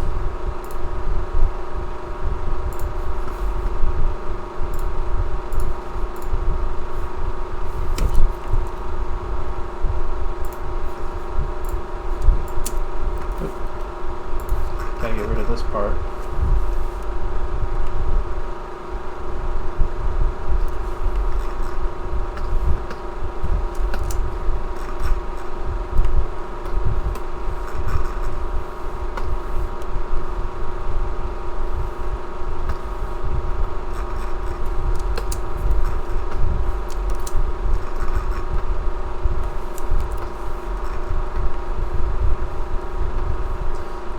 One of the features of Shay that I might want to go for is like the sides of his hair are a little bit spiky a bit, so it's kind of like it's kind of implies the hedgehog character he associates with.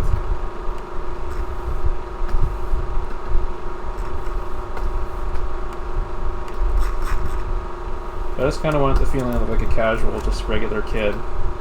Kinda. So I think that feels pretty good as a starting point for him.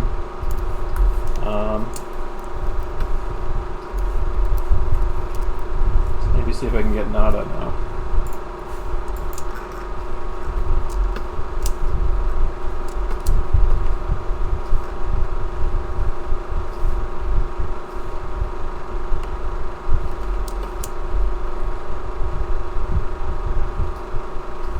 So Nada, kind of like Shay, has like something that implies the animal she associates with. In this case, she's got a couple of very large pigtails that imply either deer antlers or deer ears.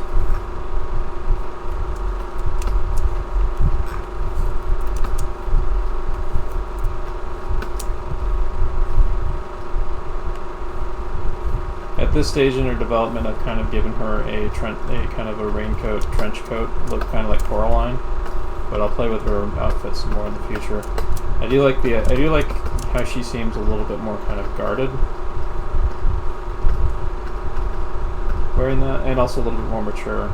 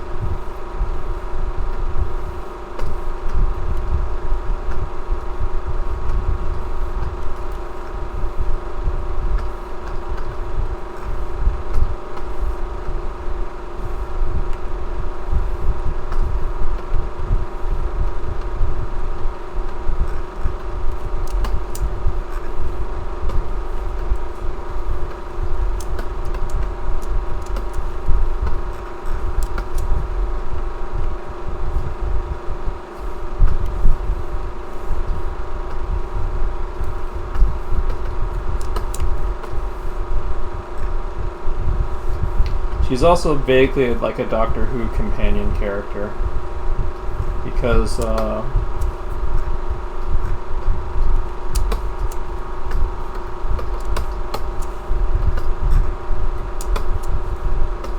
the Dimension character is kind of a Twilight Zone Doctor Who-ish sort of entity.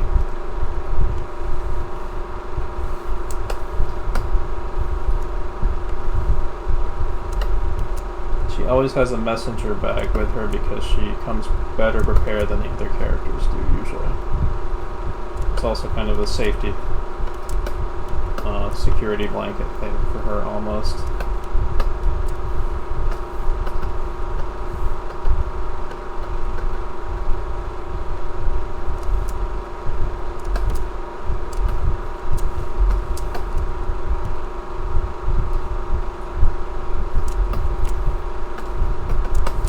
I think giving each of the characters a prop would be a good idea. Like, her prop is her messenger bag, and she might pull various things she needs out of it.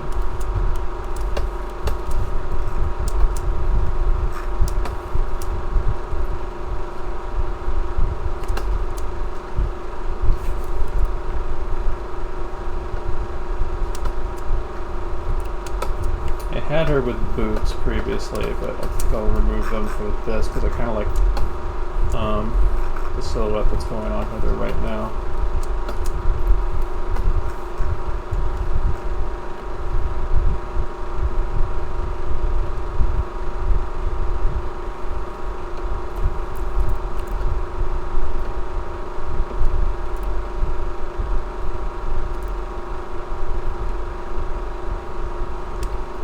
I don't need to get too elaborate with her hand, I just need enough of it that it makes sense.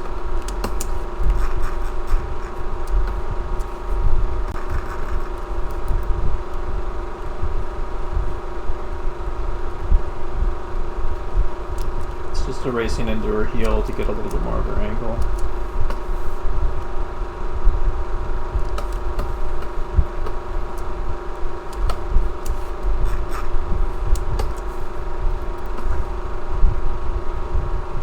A little bit taller than Shay.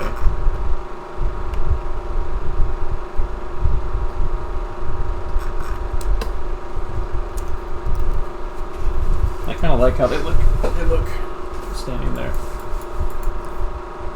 So, Guy is a little bit less thought out than these two right now, so I'll use this as an opportunity to kind of play with him a bit more. But he's shorter.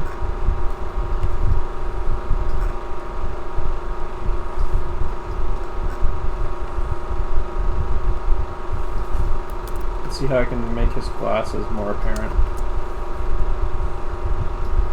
in the silhouette. The frames on the edges maybe.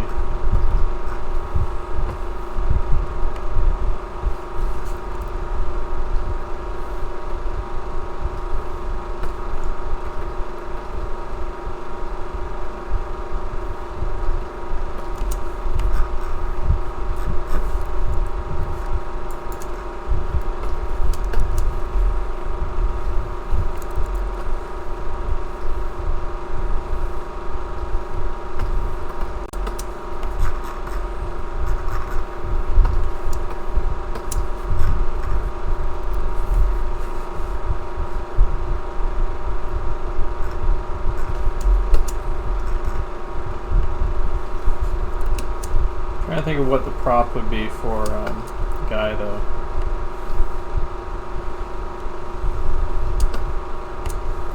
I do know, like, whereas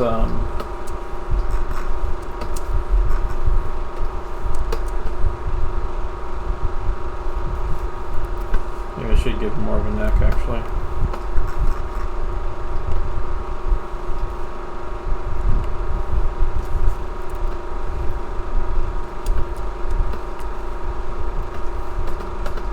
I do know that, like, whereas, like, Nada has a messenger bag, Guy would more than likely have a backpack.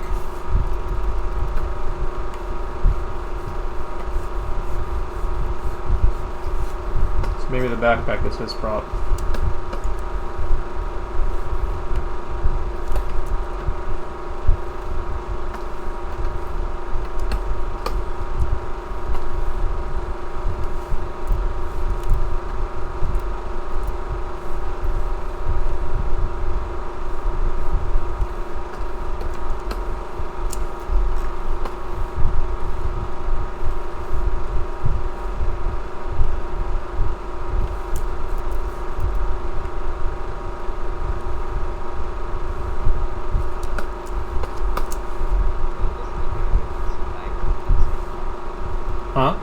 No, she has a messenger bag. This guy would have a backpack. I'm just trying it for now. The backpack also makes him a little more childlike. Maybe not quite as emotionally mature as the other characters.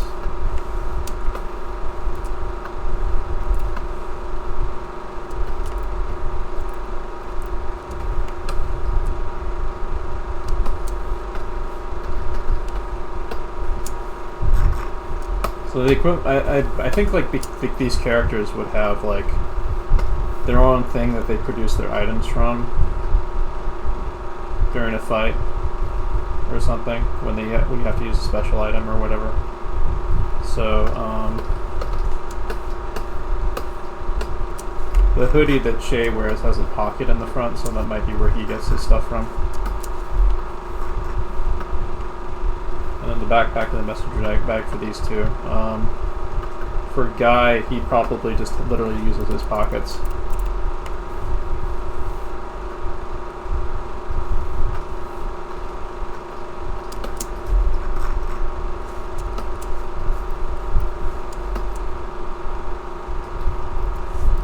No, not Guy. Nail. Sorry.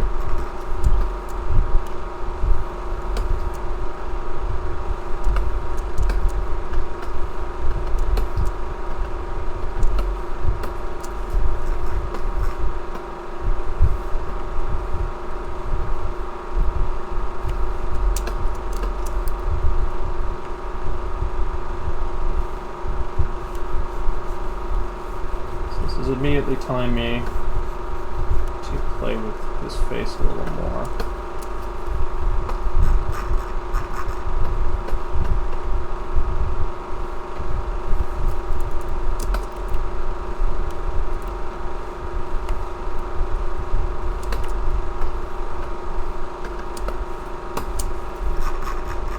I think it's okay if the glasses are invisible from the front here. He's looking at it straight on anyway. I think he would definitely have a watch.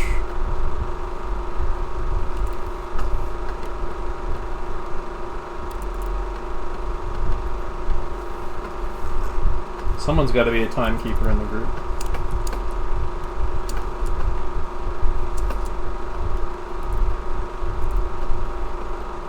His parents probably gave him the watch so he knows how late out he's being.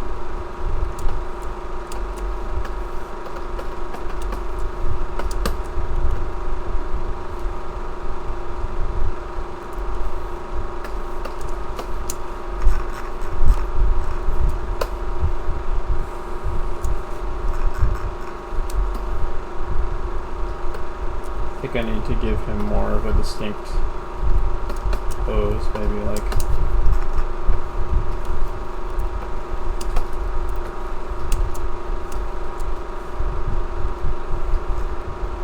or at least change the positions of the arms.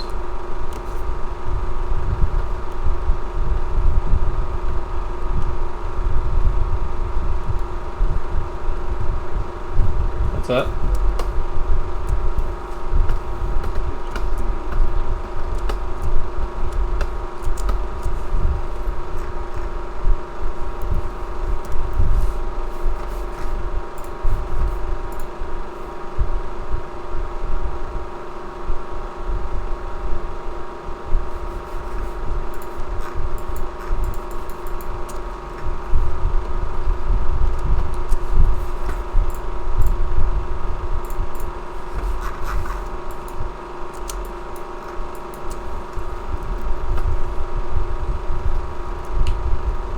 Small there, I have to bring him up in size.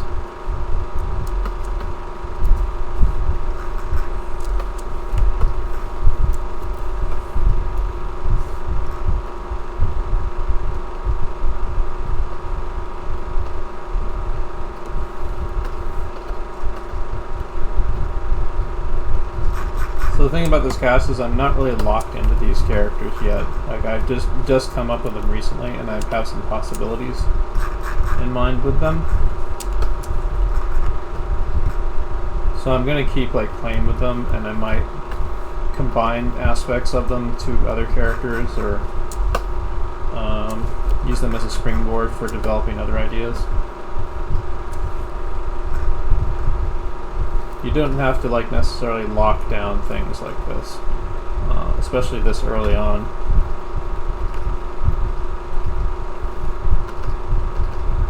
But there's some stuff that I kind of liked. That I liked about these characters, with what's happening with them, that I kind of wanted to run with some more.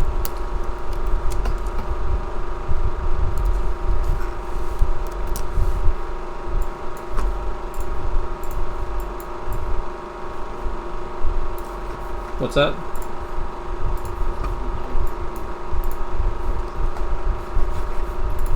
Oh, I'll look at it later. I've kind of got to finish this.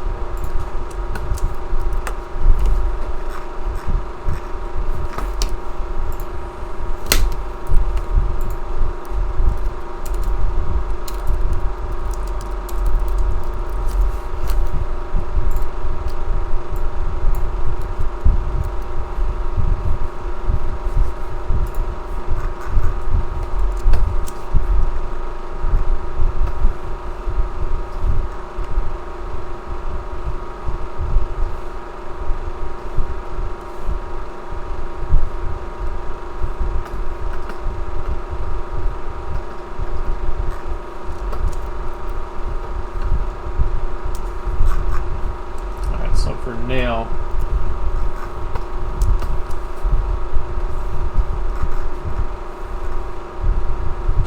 I've sort of got him like in a kind of a do-rag right now.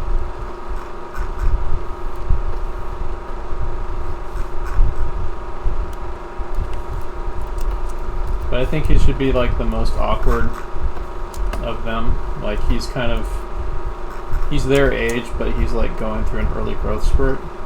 So his body's kind of gotten distorted a bit. Like he's not one of those bullies who like was held back a grade. He's the same age as the other kids.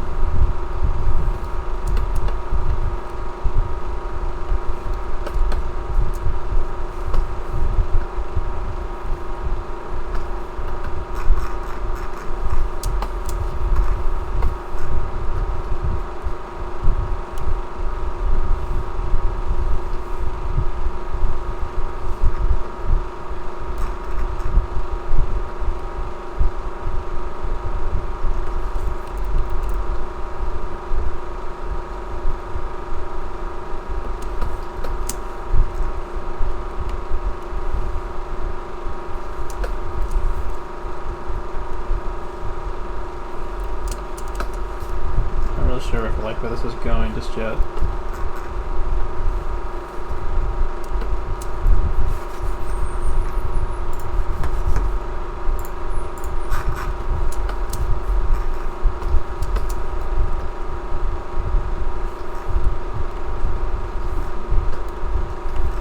What time is it? It is 7:49. We are pretty close to quitting, I would say. But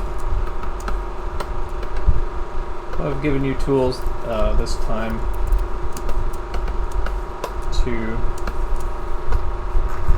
play with your character designs and try placing them in the world and try to figure out what the world is about. I'm going to be assigning some homework in a little bit. I think I will include a little bit of silhouette stuff because we did cover that today. But mainly I want people to really kind of develop their ideas this week. And I'll set some parameters that you can use as a starting point for that, for the homework.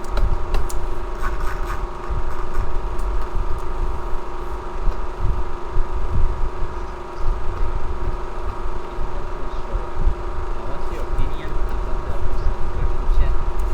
Since I kind of end up moving on the exercises watching this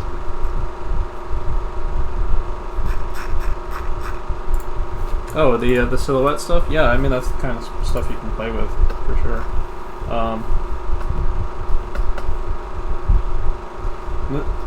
The thing you do have to keep in mind though is like, I mean, it's totally fine to just play with that stuff like that, but like I was talking about earlier, if you don't have a story in mind for what you're doing and why you're doing it, then it becomes like aimless. Just I mean, it's fine to play with shapes. It's good practice too, but at least like getting pencil mileage in. But like if you're not going to use the stuff that you're drawing, then it's almost a little pointless, you know. If you're not going to use it even like as a springboard or a study for something else, for something that you're developing, then it just becomes pointless shape play. But I mean, it's okay to do that for just kind of loosen up and have some fun. But you would want to get think more specific about how you can use that stuff.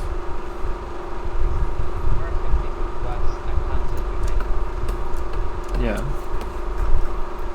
Sometimes you can discover the concept through the course of shape play, though.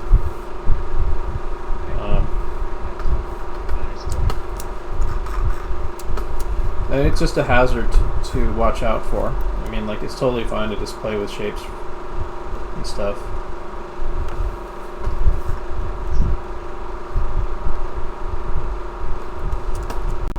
There's not really any one way you can stumble across ideas for a story.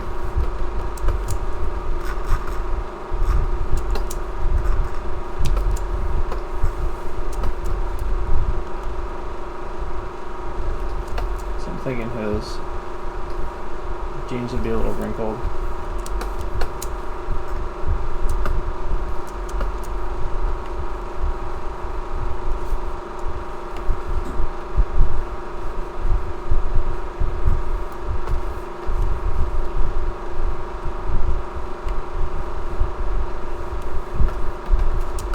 Yeah, I don't really have a good idea. I need to get some reference maybe for Nail, because I'm not really sure where I'm going with him. I think the first three are a little bit more successful. First two being the most successful, because I had more time before class to really think about who they were a little bit more.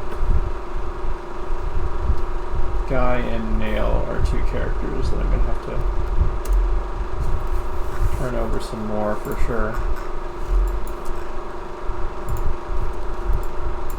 I do kind of like how these two are turning out now, and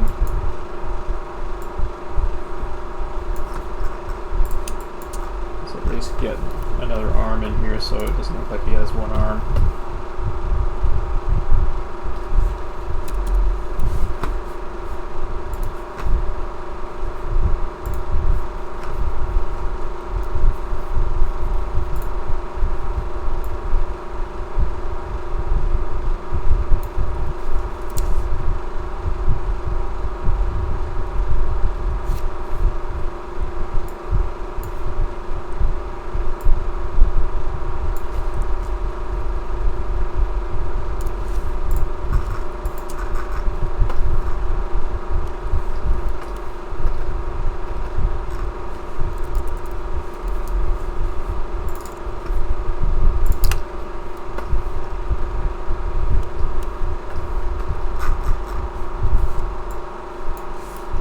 play with that a little bit more later, but for now I'd say these are pretty good examples of silhouettes, and I like how they're coming along, at least in this iteration of the characters.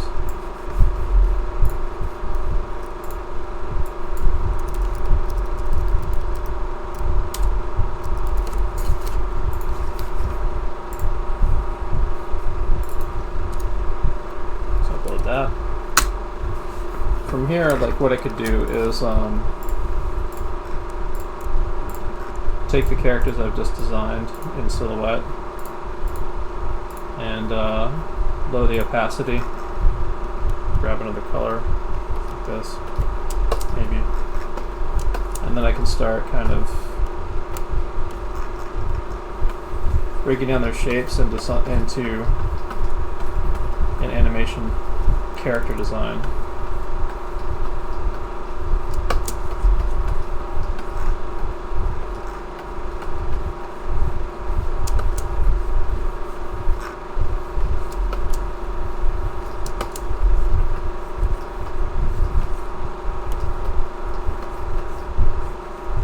Kind of rough in the general idea of what their body shapes would be a little bit, their basic shapes.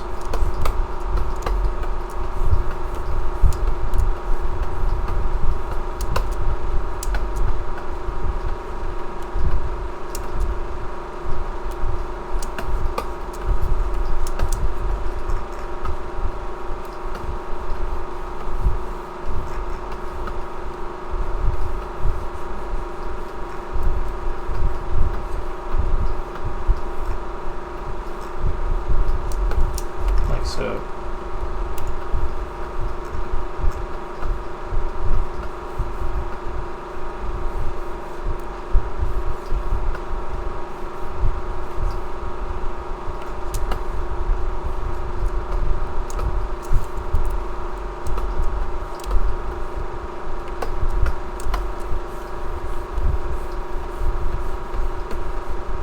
maybe I want to use reference of an actual baseball bat so I get the shape more like actual bat. I'll do that later.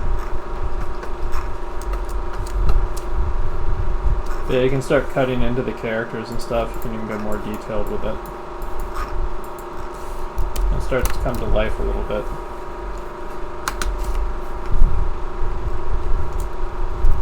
So, let's assign the homework for this week.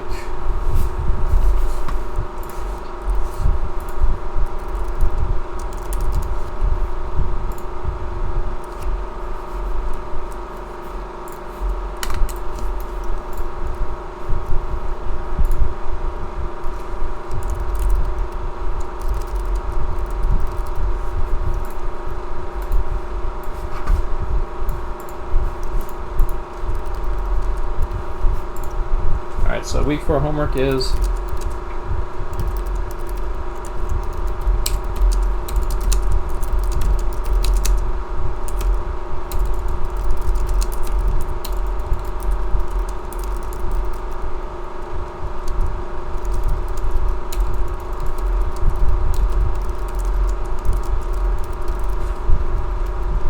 develop your story idea.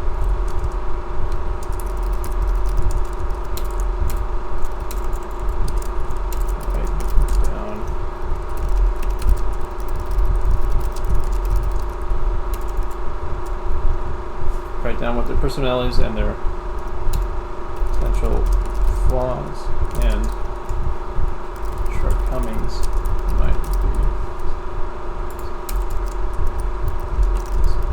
What their potential flaws and shortcomings might be. I think it's important to include where there would be points of conflict in the character with other characters that are a result of personal shortcomings. So when you write down what their personalities are, include maybe 1 or 2 tidbits, kind of like what I did. Talking about what their flaws are, because in the case of definitely in the case of my story, those flaws would come to bear and create conflict and tension in the group. Like they wouldn't always get along, and some of those flaws would be the reasons why.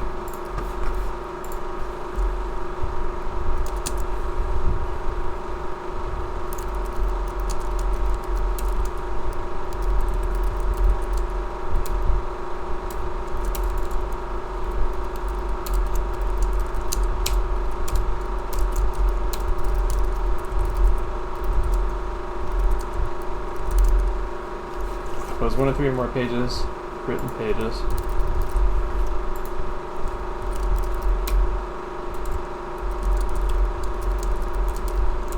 And the world they exist in. Try to keep the description concise so as to avoid overloading world building. Focus on character, personality, and interaction.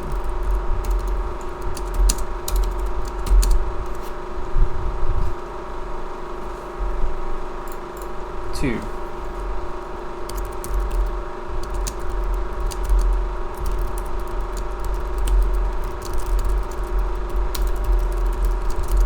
And any antagonists or secondary characters relevant to story idea.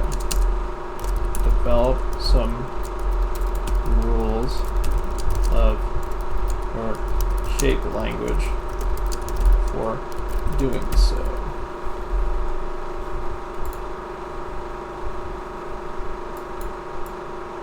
Actually, not a page, 1 to 3. Well, 1 to 3 pages. Character silhouettes, protagonists, any antagonist, secondary or BG characters relevant to develop some rules or shapes language in doing so. That's pretty good. And number 3 homework is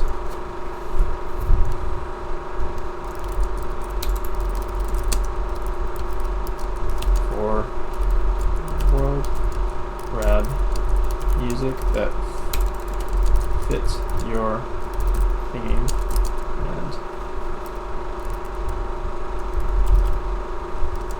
other references for your characters.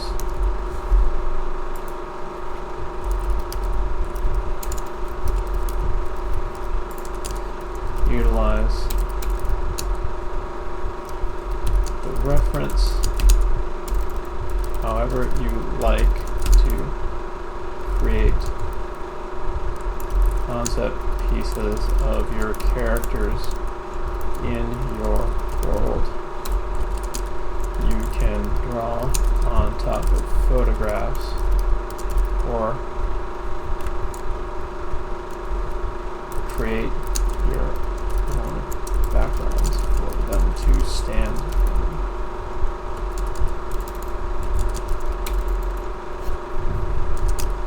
Try to get in the zone, vibing with creating your story idea when developing it.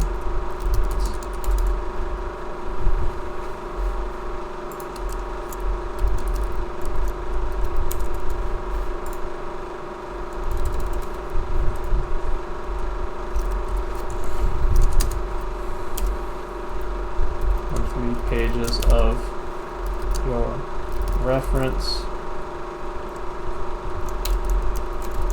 and listing any music you listened to while doing it.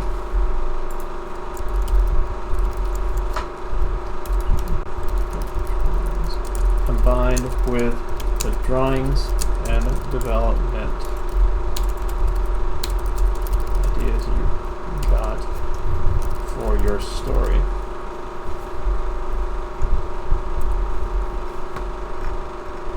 So the third one of this homework assignment is a very kind of open-ended one.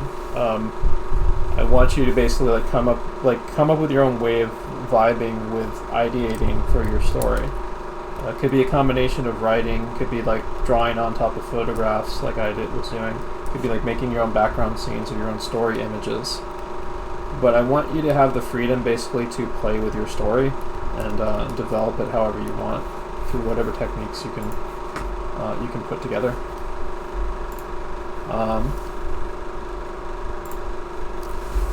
The first two are a little bit more specific, and I'll also add to this, take at least a couple of the character silhouettes drawn on top, and to develop them into further finished drawings. So yeah, that's your homework for this week. I'm gonna want you to have a very, very good idea of who your characters are by next week, because I want next week to be working way more in the direction of more specific biz dev tools of working out the mechanics of your characters as you're developing your story.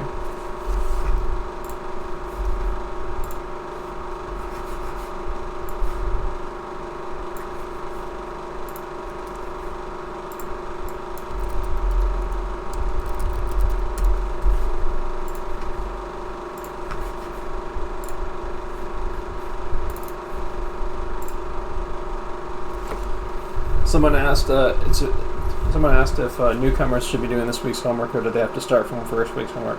You can start at any point in this. These assignments are very open-ended. If you feel comfortable about doing a particular assignment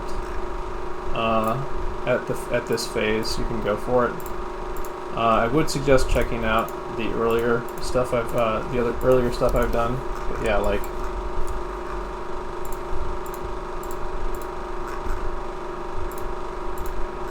But for next week, like, this is the kind of stuff I want to see coming from people. Like, the stuff I got back here. And stuff like this. Let's see if I can screenshot this, actually.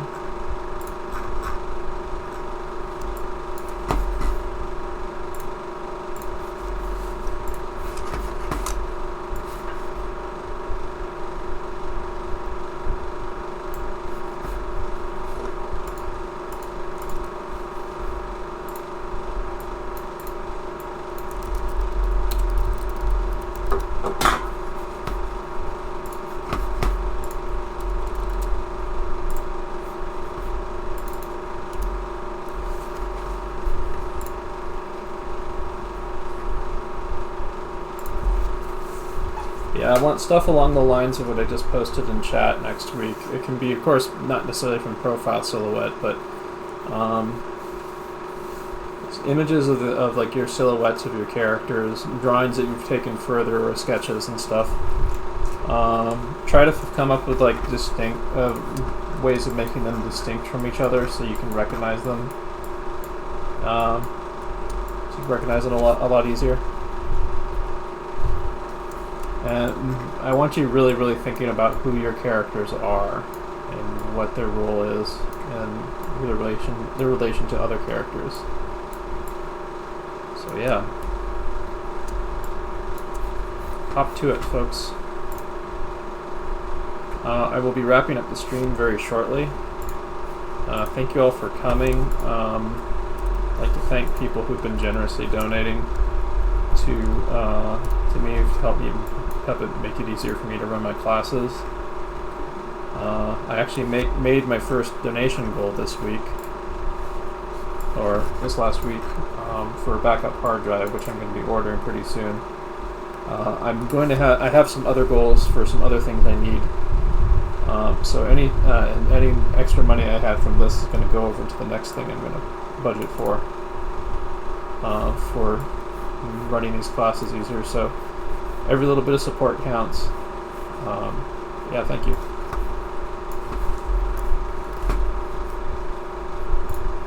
I'll be sure to link that in chat for my tip jar.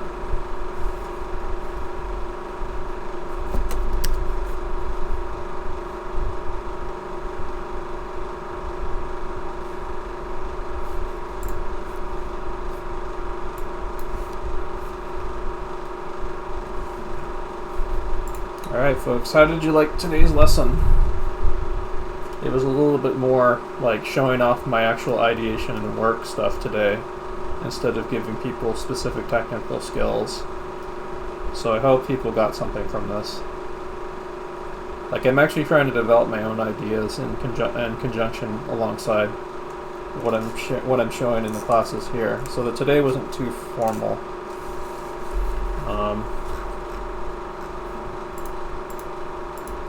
But I wanted to kind of show basically what people should be doing as they're kind of developing their ideas. Oh, that's kind of neat. Look at this. Without even intending it, I kind of already have like a bit of a backdrop there.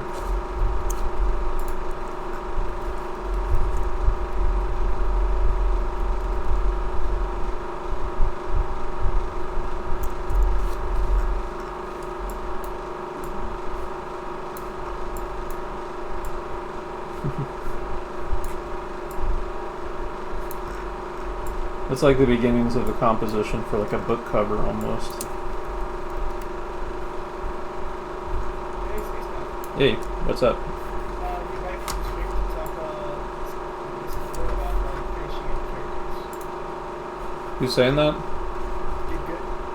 Movie. Really? Yeah. Uh, did I invite you last night for this? I don't think I did. Yeah, you did. I didn't say you would be speaking, but I thought you were just gonna attend. I mean, we can do that next time if you want to plan something. I'm about to wrap up. But if you want to talk to people here and run something yourself, you're welcome to. Is there? All I got to say is it's not fun, man. It's your project. No one's forcing you to do it. Yeah. It's going to be fun because it's what you want to do. So don't be afraid about your skill level or have Yeah. anxiety about those things. I mean, Because it's good to exercise your drawing skills, that you're trying to train in conjunction for this. But like when you're ideating, you don't really necessarily have to be too concerned about how well something is drawn. Like it's your time to play and kind of explore. Like my drawings for my initial sketches for this thing were like really crude.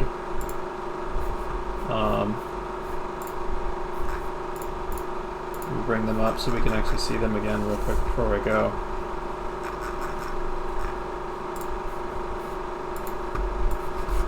There we go. Yeah, I mean these were like really crude sketches. It's done like really quickly.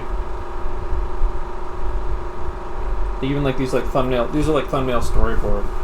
It's right here.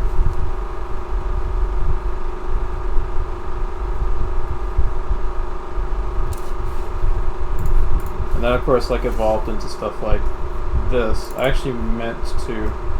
wanted to actually do a demo today of like doing a more finished draw over of the Void Hound, but I had other priorities today because I started to think a little bit more about like what makes these characters a little bit more distinct. So I'll be able to do something a little bit stronger later. I don't think the story is going to work until I have a good sense of who these characters are.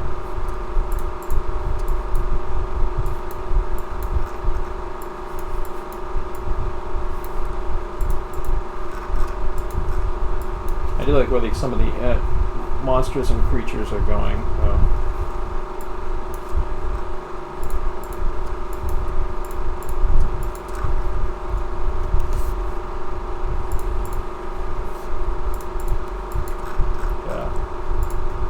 Wrapping this up very shortly. Thank you all for coming.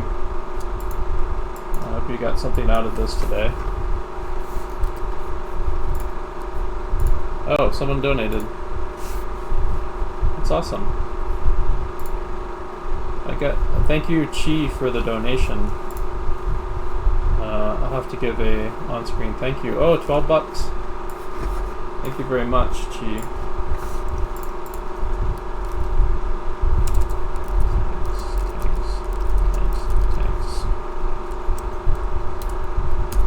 Heart and smiley face. There we go.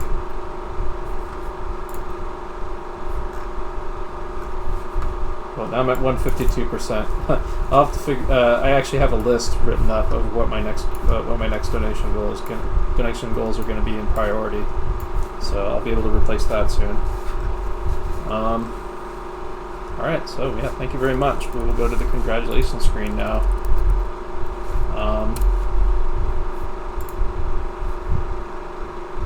And we'll call it a day. Oh, one thing I wanted to say real quick. I wanted to get to yesterday, but I need more of a rest downtime day. But for people who were at the Monday head drawing class, like yesterday, I wanted to kind of because we're going to have to spend a lot of time really memorizing the planes of the head. I wanted to run some head drawing stuff. Yes, a head drawing workshop yesterday, so we could continue what we were doing Monday. I wasn't able to get to that Tuesday, but I will be doing that tomorrow, and maybe a little bit more on Friday, give or take. But yeah, I want to make sure we get at least a few other times of head drawing throughout the week, continuing from Monday. But anyway, animation class will be on Friday. Storyboarding will be on Saturday.